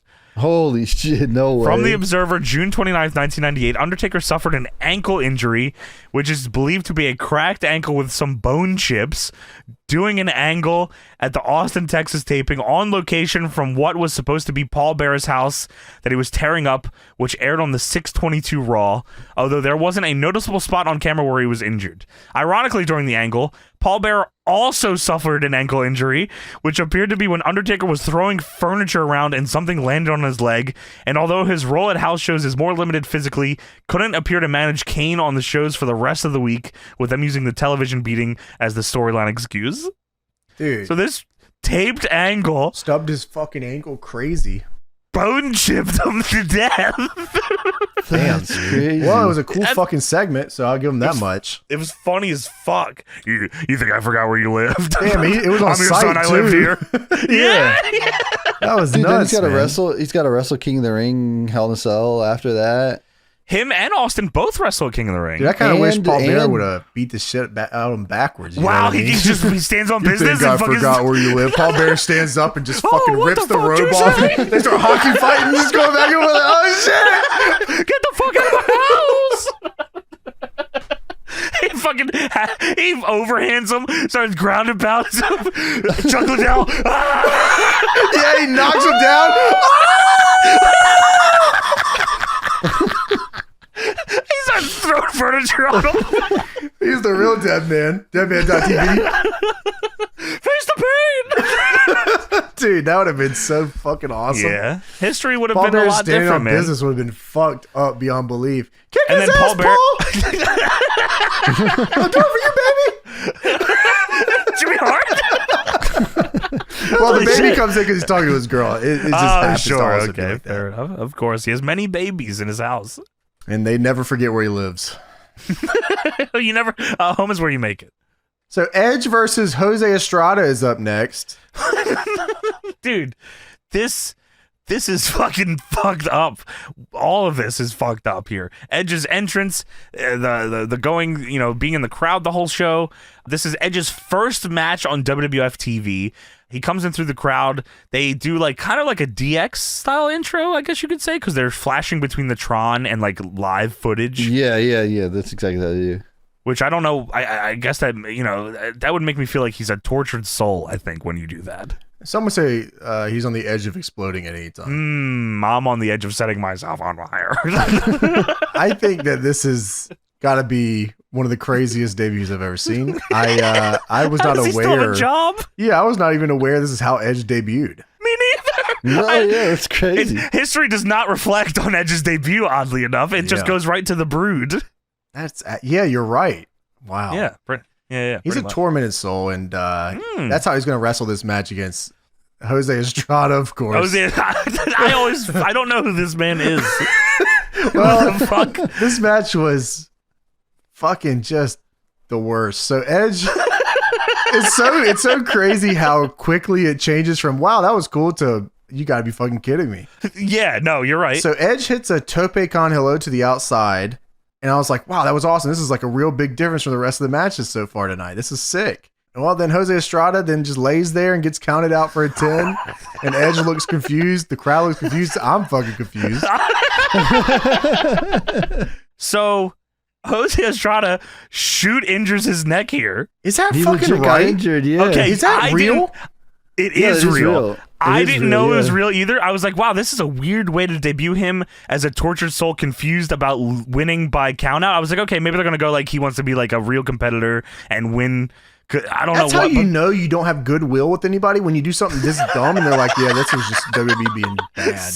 Yeah, dude. So yeah, on the tope, they replayed a bunch of times. Edge crushes his head and it legit injures him. And they legit stretcher him out. Yeah, I thought that was just a dumb debut. I did too, and I was like, I have to find out what Edge thinks of this or what happened here. But no, yeah, Jose Estrada gets injured there, fuck? and they he gets counted out and Edge wins. Yeah, he's a tormented soul on the edge of exploding at any time. They explode all over fucking Jose Estrada's fucking head. Dude, debut match Fucking injures crazy. Jose Estrada. I'm sure he went backstage and everything was great. Edge talked about this before on a thing. Basically says that he was like, "Fuck, I can't believe I did that. My career's over," kind of thing. Let's see. Honestly, yeah. I mean, you come in and you hurt a dude and yeah, I'm surprised they didn't say, "Hey, man, you gotta go back to Deep South or whatever they were doing at the time. You gotta go. Tom Pritchard needs to talk to you for a little bit, brother." Yeah, Jose Estrada gets hurt there. Los Pericos competed on Super Astros until the show ended in August of 99, and then all three left the company, and then Estrada retired from wrestling shortly after. So Estrada, pretty much retires less than a year after this. Wow. So we go backstage. Mankind and Kane are fucking. Dude, I don't know what you want to call this. They're fucking. Dude, Kane is flipping out in the locker room because I guess he watched. I don't know where he watched it from. He must have got to the back and saw it on the monitor. He stood in the monitor with all the boys and watched his dad get his ass whooped. And Kane is flipping out in the locker room. Mankind is trying to stop him. But all the while, Kane is continuously putting the voice box up to his neck. So Mankind is going, I'll help you. And Kane is just going, He's getting a haircut. Yeah, what the fuck? Why the fuck did Why they keep did he leave having it on? Why he can't Why is he scream using it at otherwise? all? Nah, come on. Yeah. This is the funniest shit I've ever seen in my He fucking wasn't life. saying anything, dude. I What have was going on never was here? seen something. hilarious. This shit caught me so fucking off guard. I saw Mankind jump on Kane. I hear, He's trying to hug him. and I hear, in the background. Like, what the fuck is going on? This is wow. It's the craziest visual of all time, dude. Yeah, and like it's even crazier because how they got into the shot was Jose Estrada is laying on the ramp. People are checking on him, and then all of a sudden you hear boom. And it's like, what? And then it shows Mankind rolling all over Kane. What the fuck is going on here? Yeah, this is wow. This might be one of my favorite little back. Actually, the one later is better than this, if you can believe it. The one later is insane. Yeah, it's actually better. Why is Kane putting the voice box? Why is he doing that? Like throwing shit around the room.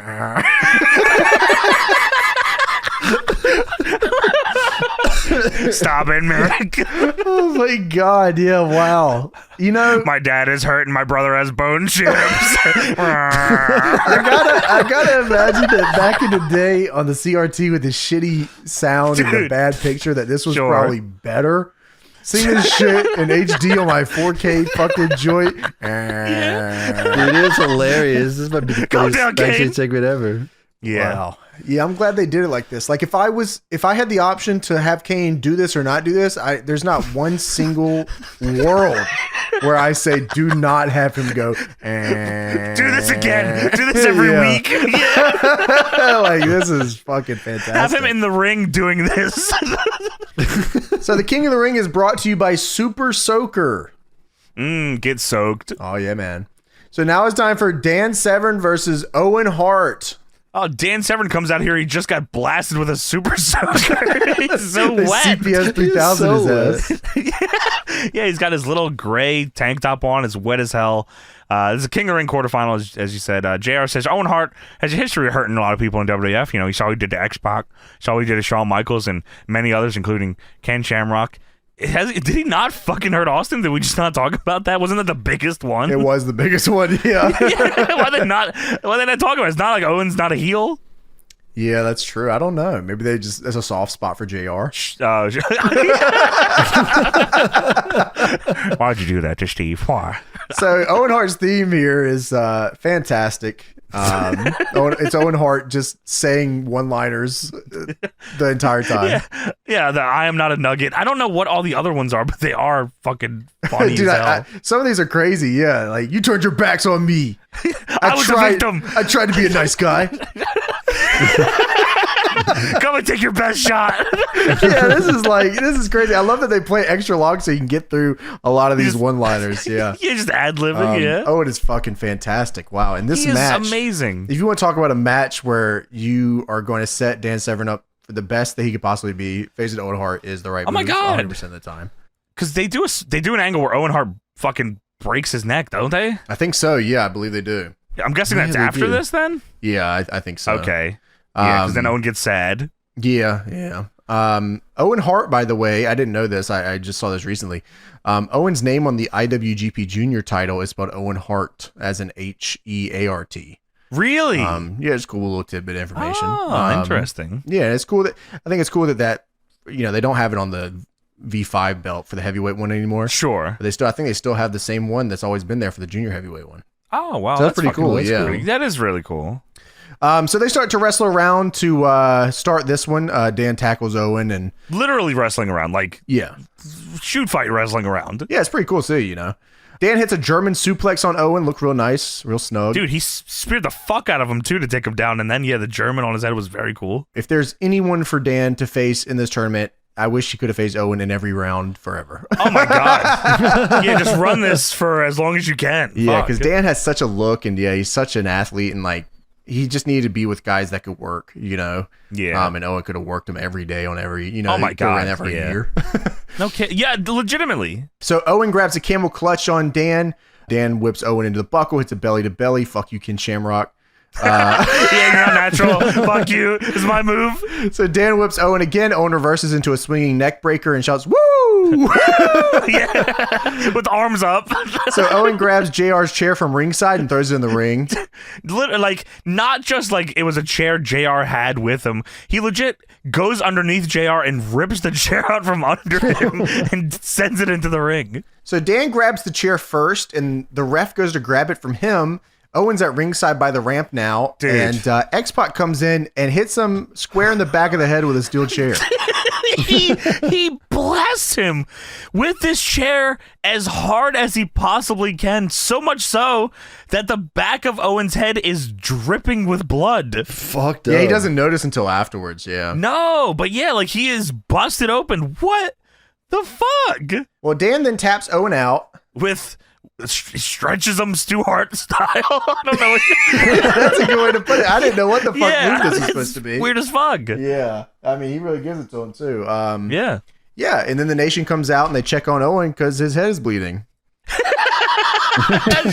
as you do with your boy. I mean, dude. And then they do the JVC Kaboom Box Kaboom of the Week, which is X-Pac annihilating a Hart moments ago in the back of the head with a fucking chair. Yeah, and they said he's bleeding. Show it again. Dude, they JFK superimposed so you can fucking see where he directly hits him in the back of the head. It's insane. They do like goddamn Madden circling of it and show where he hits him. I was like, oh my God, wow. So now it's time for the Rock Town Hall. Yeah, The Rock is out here. He's still with... Obviously, they came out to check on Owen, and he's with the Nation of Domination in the ring, and The Rock says, if you and the rest of your DX jabronis got any testicular fortitude, you'll come out here, smell what The Rock is cooking, and get it on with the Nation. Well, DX comes on out here. It's to on the music. site. Yeah. They're not fucking around. They come out. DX all come out, and but the refs and goddamn stinky Sergeant Slaughter is out here, and he's bald and fat, and he's and he's stopping them at the ramp, and they're trying to keep them from fighting. So DX go back up the ramp, and then X-Pac unleashes a flurry of crotch chops like never seen before. The Rock's never like seen only him. X-Pac can do. Dude, it's so exactly, James. So much so that The Rock is bug-eyed from what he is witnessing as X-Pac unleashes the crotch chop from hell. He looked like Jimmy Snuka. Don't say that shit. With Don't the say that fucking shit. XWF eyes. The XWF Wow. picture, Yeah. dude. That does fucking... that XWF is- Jimmy Snuka eyes. Well, he's in the bloodline. Throw him up. Yeah, he's something. There's a lot of blood on the line. Yeah, and there historically always will be. So they go to commercial Where's the and bodies, Jimmy? they go to commercial and come back, and it's time for the King of the Ring quarterfinal with The Rock and Triple H, but they just do Triple H's entrance again. That's right. Oh, yeah, they do. Yeah, don't I they? don't know why They did leave, and then The Rock stays in the ring and Doing a shits taunt. on the crowd. So they're chanting Rocky sucks before this bitch even starts. Yeah. And then they hit Triple H's music again, and he comes back out for the match. Fuck it down. So we start this matchup off here. Rocky sucks. Rocky sucks. You guys ever heard that one? Rocky. I wrote down here, how many fucking eras do I have to watch these two have matches in? And every time they get too much time. Dude, why is that, you think? They just have fucking faith or what? I guess they're two guys they're trying to position in a well-off spot on the cards. They're like, you guys need to get used to this. Yeah, I guess that's pretty fair. Because he is man. the fucking game. That's why. I guess so. He is this match stinks. This match stinks, guys. And Yeah. I think I wrote to James, I said, I've been watching Triple H versus The Rock for the past hour. Yeah, dude, it is rough. The way the Rock walks here in this match is so fucking funny to me because he's still Like a dinosaur. figuring it out. Yeah, he hits his back elbow, sticks his chest out nuts with his little arms. Yeah, just crazy looking dude here. He's trying to be like, they said you got to be as confident, as cocky as any man would be, and that means he has to stick his chin up and chest out as ad nauseum.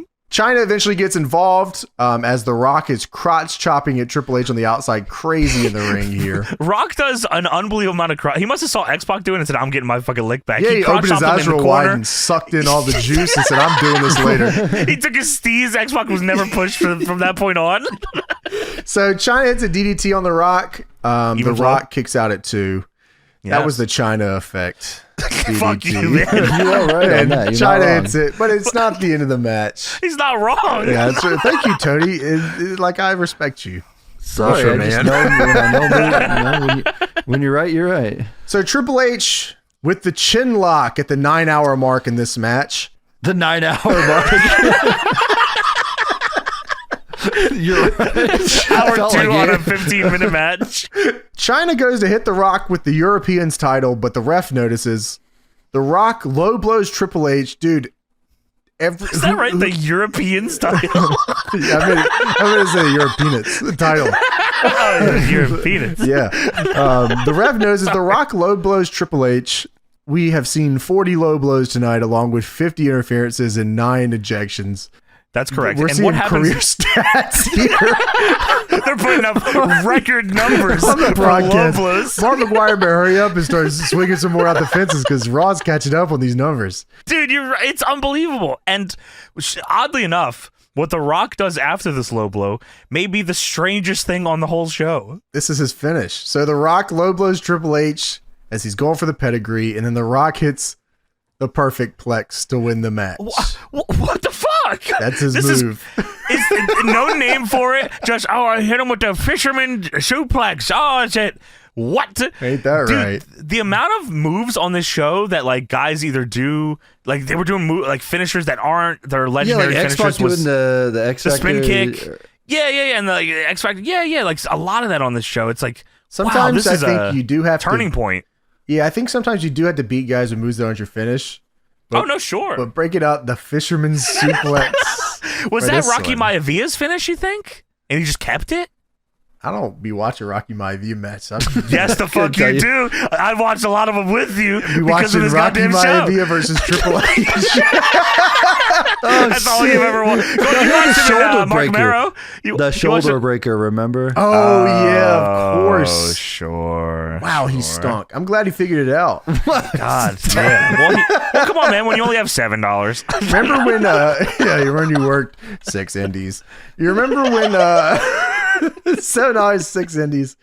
Fucking 5 years on top, baby. So, do you remember when Tommy Dreamer shoulder breakered AJ Styles instead Yes. of putting him on the concrete?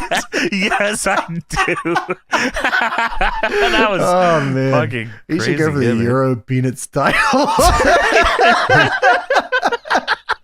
I think he'd win it. Shit, man. Yeah, this match kicked my ass. So DX hits the ring and attacks The Rock. The Nation hits the ring. They make the save. The Rock leaves with the European title, and I guess title's on the line. I don't know. Oh, well, Rock is Intercontinental Champion and Triple H is European Champion. So I get, So I are think these it was the just cool. No, no titles on the line. It was just okay. it was a champions challenge, except there was no challenge and there was only champions. Cool. We have one of those coming up. except the challenge part actually, it works out. Yeah. All right. So, yeah, The Rock gets out of here. And, we have our bracket for King of the Ring. We got Shamrock versus Jeff Jarrett and The Rock versus Dan Severn. Yeah, Lawler says everybody's expecting a Shamrock Severn final, but I think The Rock's going to put the stop to that. Everyone's expecting Shamrock and Severn. Do not think that. Do not buy this and think that. I guess I will fucking won't then. I know they have real heat and would have been an interesting match. Do not think that going into this. Yeah, one. why would... God, what the fuck? Oh, well, we go backstage, man, and Dude. this is better than the one before. So Kane is now rocking back and forth.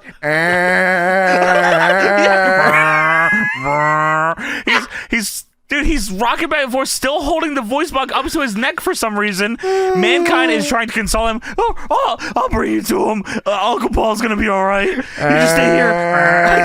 I've got something to do. It'll be all right. You're 36.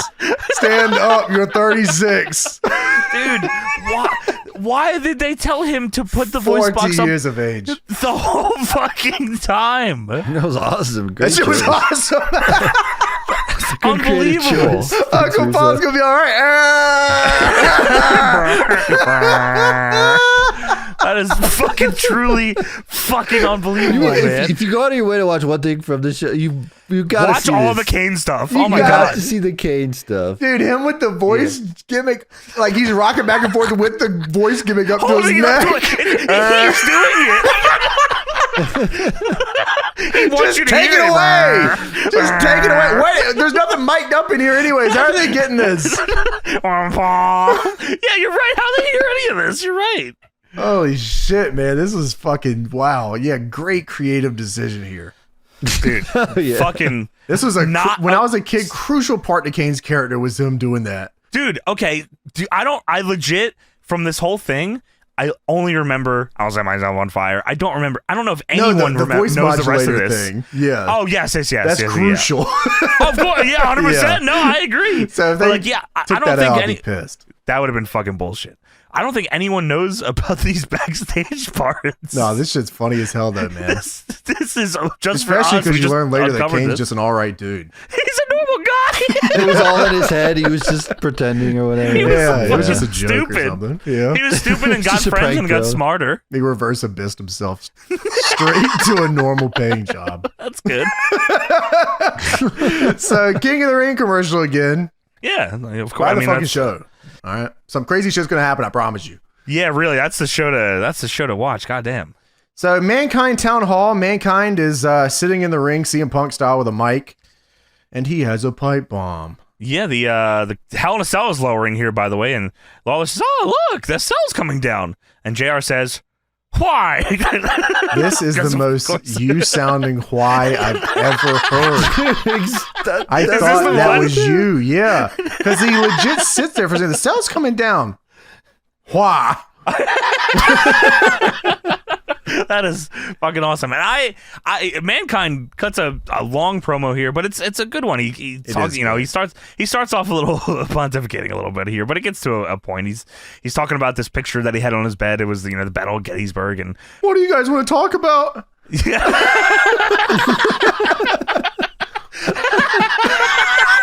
I'm gonna bring the belt home to my mom. Avoid. The Rock has a little penis. Off is the direction you can fuck.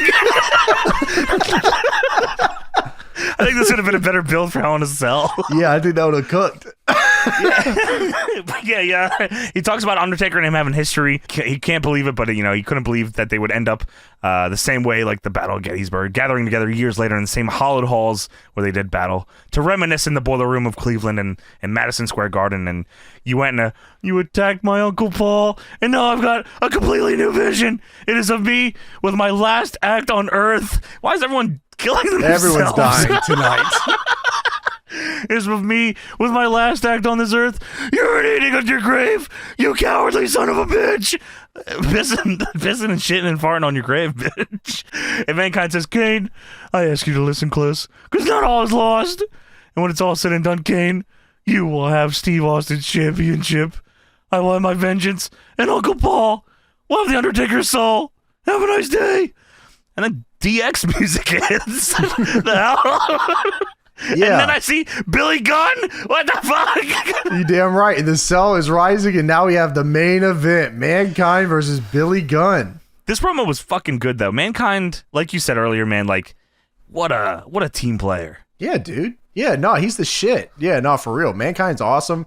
I mean, I think, like I said, it doesn't last much longer. Like the match stuff, I still think is pretty cool, but yeah, like this man, like this Mick Foley is awesome here, like up to this point is awesome. Right, great and they promo, great worker, great guy. And they wanted to make him feel like crazy, like legit crazy, like and this promo, like the lights are dim, he's in the fucking Hell in a Cell, his music is playing during this whole promo, which is the ominous Mankind poop brown gear song. That's really what I associate it with most. He has the same an intro and outro song, which is like happier, which is awesome. This is a great character, and like you said earlier, James, like he will die for this shit. Yeah. I'm going off the top. All right. Yeah, all right. Sounds good. I'll set myself on fire. Yeah, he goes through it and says, yeah, keep it going. Do not stop the match. Yeah, man. Fuck it. Undertaker fucking in there with a little broken ankle, man. And like, he's Bone like, yeah, chip. I'm dying here. Just keep the match going. I don't know. Yeah, man, whatever. Yeah, people fucking don't remember. He just fucking comes back. He's just like yes. He goes to the cell and then they work the whole match.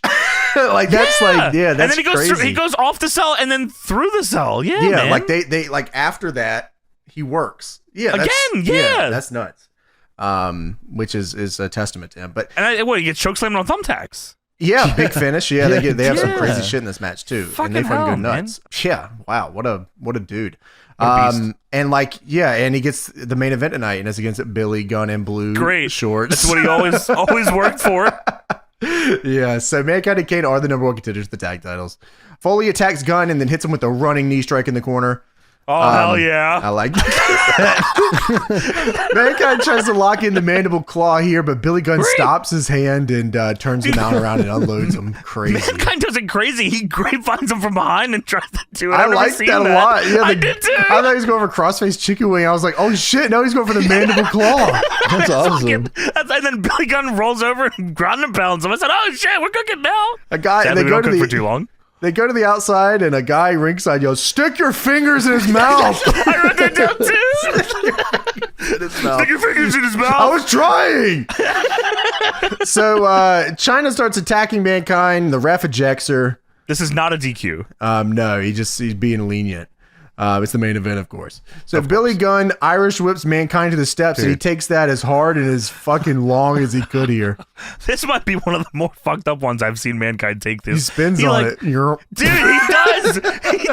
He somehow he ends up upside down and he nails the guardrail. Mankind grabs the steps. Billy Gunn drop kicks him in the chest, and then the steps fall on his head. That was a vintage Billy Gunn spot. Dude, this shit is awesome. Yeah, that was sick. Billy Gunn then hits the rocker dropper. Yeah, that's Mankind. I think it was going for a back body drop, and Billy caught him with a rocker dropper, which is the famouser. Yeah, I guess he starts calling it that soon. Which I guess I never realized until like much later that famouser was it? It's a move that makes you famous, but it's also fame ass. Yeah, fame asser was a version of it. I swear. On the figure packaging, it was called the Famer. They couldn't put fame asser on there. They could just put famouser. Yeah, just spelled it right. Yeah, no, they just put Famer. Fame butter. So Mankind locks in the mandible claw. And Mankind wins, man. And then Mankind does a Forrest Griffin impression and immediately walks out to the back. Dude, immediate beeline to the back with his happy winning song. Do, do, do, do. He's very happy. Nice. Triple H is out here to check on Billy Gunn, but we only see that for a split second. Just to, show the camaraderie. Mankind goes to the back. He tries to get Kane, but Kane isn't in the locker room anymore. Well, he says it's okay to come out now, and he's throwing chairs around. He's pissed, and Kane isn't there, and Mankind says, I said I'll be back. Well, oh shit. So now it's time for the Sable Town Hall. Huge pop. I'm confused because I'm like, not that, I listen, all for Sable being on the show, but I look, and there's 5 minutes left on the show.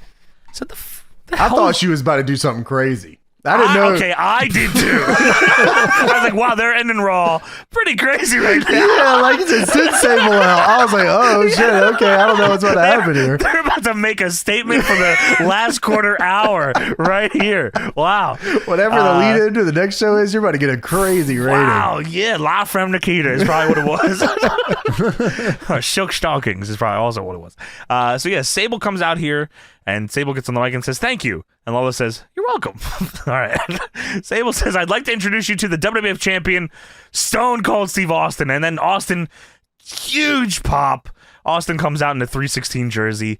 This is the coolest dude. Dude, he does look great. This is the coolest dude of all time. The only thing I'm thinking, by the way, when he comes down to the ring is, I can't imagine what's going through his fucking head. Yeah, what is about to happen here? Yeah, like, I mean, and in general, I think this a lot when I see an Austin entrance where like it's just a random episode, I think, or like it's just something we're watching where I'm like, sure, I like being this over. Wow, it's got to be like one of the craziest things ever.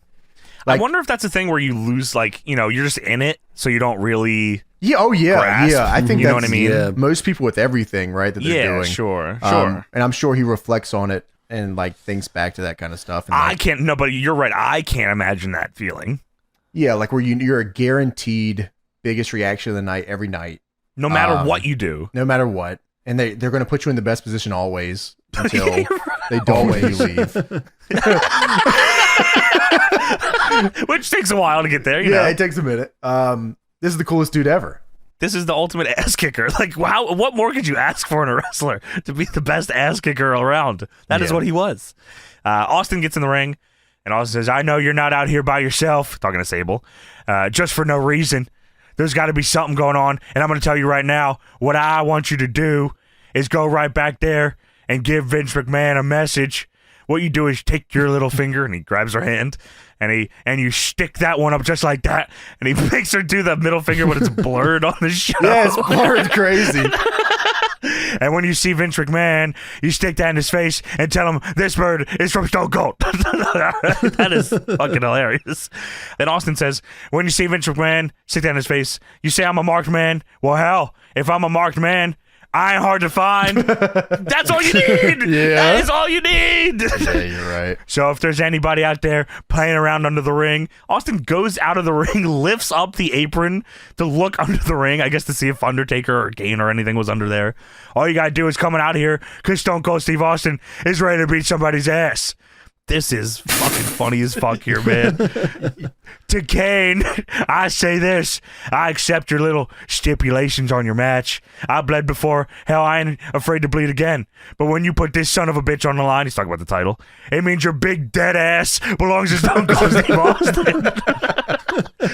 Yeah. You say, if you don't win the WWF title, you'll set yourself on fire. Well, I'll tell you something right now. If you're dumb enough to set yourself on fire, you can bet your bottom dollar Stone Cold Steve Austin is going to bring all the marshmallows, the hot dogs, and all the beer. Yeah, Kane is getting toasted. He is getting cooked. He's getting literally cooked. Yeah. It is the best shit ever. It don't mean a damn to me. You could be a human campfire, and I'll sit around and watch you burn all day long. And if you start to go out, you can be rest assured that old Stone Cold will be there to throw another log on the fire. Dude, this is crazy. Yeah, that's real He's shit. the fucking greatest ever, Yeah, bro. dude. Dude, that's Say that. real.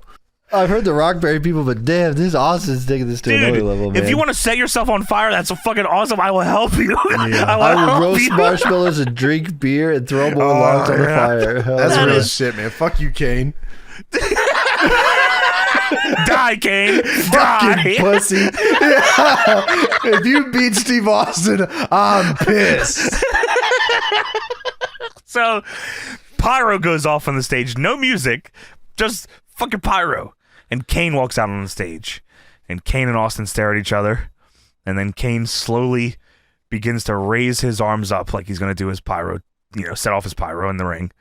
But then all of a sudden, it's so funny. It shows Kane bringing his arms up. And then Austin gives a facial expression that I can only describe as, huh? Yeah, yeah. He's like looking like I'm kind of cocked his head like to the side a little. He's looking at Kane. He's like, oh, I love it zoomed in on him. Yeah, that's real fucking crazy. The zoom-ins were great on this show, actually, with the Rock bug eyes and this Austin reaction. And this is when I realized, oh, fuck, this is this episode too? He had to go set this up, by the way.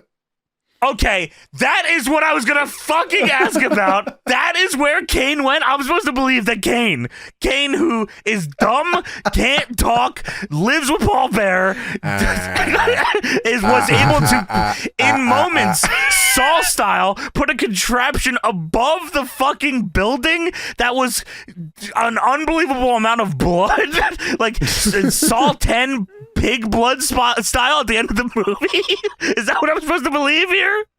Yeah, that's correct. Yeah, that's right. Okay, fair enough. Got it. Yeah, I'm just hoping you're believing it. Yeah, I just I make sure. don't see yeah. the problem. I don't know what you're talking about. Yeah, that's it. what's happening. So yes, blood begins to pour down from the ceiling. Thankfully not WCW style where it landed next to Kevin Nash. That was base too, though. I like that. Which would have been funny as fuck here, because I would have loved to see Austin would have got on the mic and said, "You stupid son of a bitch, you deserve to die." Probably would have put his fucking pinky finger in his ear. What? You missed, son. he would have picked up some blood on his middle finger and flipped them both off. So yeah, blood starts pouring down from the ceiling, dousing Austin, covering him in blood in his nice white jersey, which was very smart to wear for a segment like this. Yeah, for real. And then cuts back to Kane, who still has the voice box, and he puts it up to his neck, and he says, "Austin," which I also don't remember. "Austin, this Sunday, the blood on you will be For real. The crowd begins to chant, kick his ass! Kick his ass! Yeah, that's awesome, man. Then Kane does the pyro, sets off in the ring. Austin's standing there covered in red viscous liquid in preparation for King of the Ring this weekend as the show ends. So obviously we watched it for the Set Myself on Fire promo, but I didn't realize this was the Edge debut and the Bloodbath. Yeah. I didn't know those were all on the same show. Yeah, that was crazy. That is nuts. That is nuts. Yeah, I had a good time watching this. No, it was fun. It was, Rock and Triple H. Wow, that was like, I don't know why I didn't plus 10 it, because like, I should have. But I think I was enjoying so much of the show up to that point, and it was so late that I was like, I'll just fucking write it out. Yeah. But damn, that match sucked. Yeah, dude. Yeah, it was it was bad. But yeah, man, I don't know how, like, so many people, like, obviously the Kane talking for the first time thing is a big deal, but more people not talking about Kane throwing a fucking fit backstage because his dad got beat up by Undertaker at their house, and him continuously holding up a voice box to his throat going, how is that not talked about more? That is crazy. That is even crazier than I'll set myself on fire. That is Monday Night Raw for June 22nd, 1998, and that is it.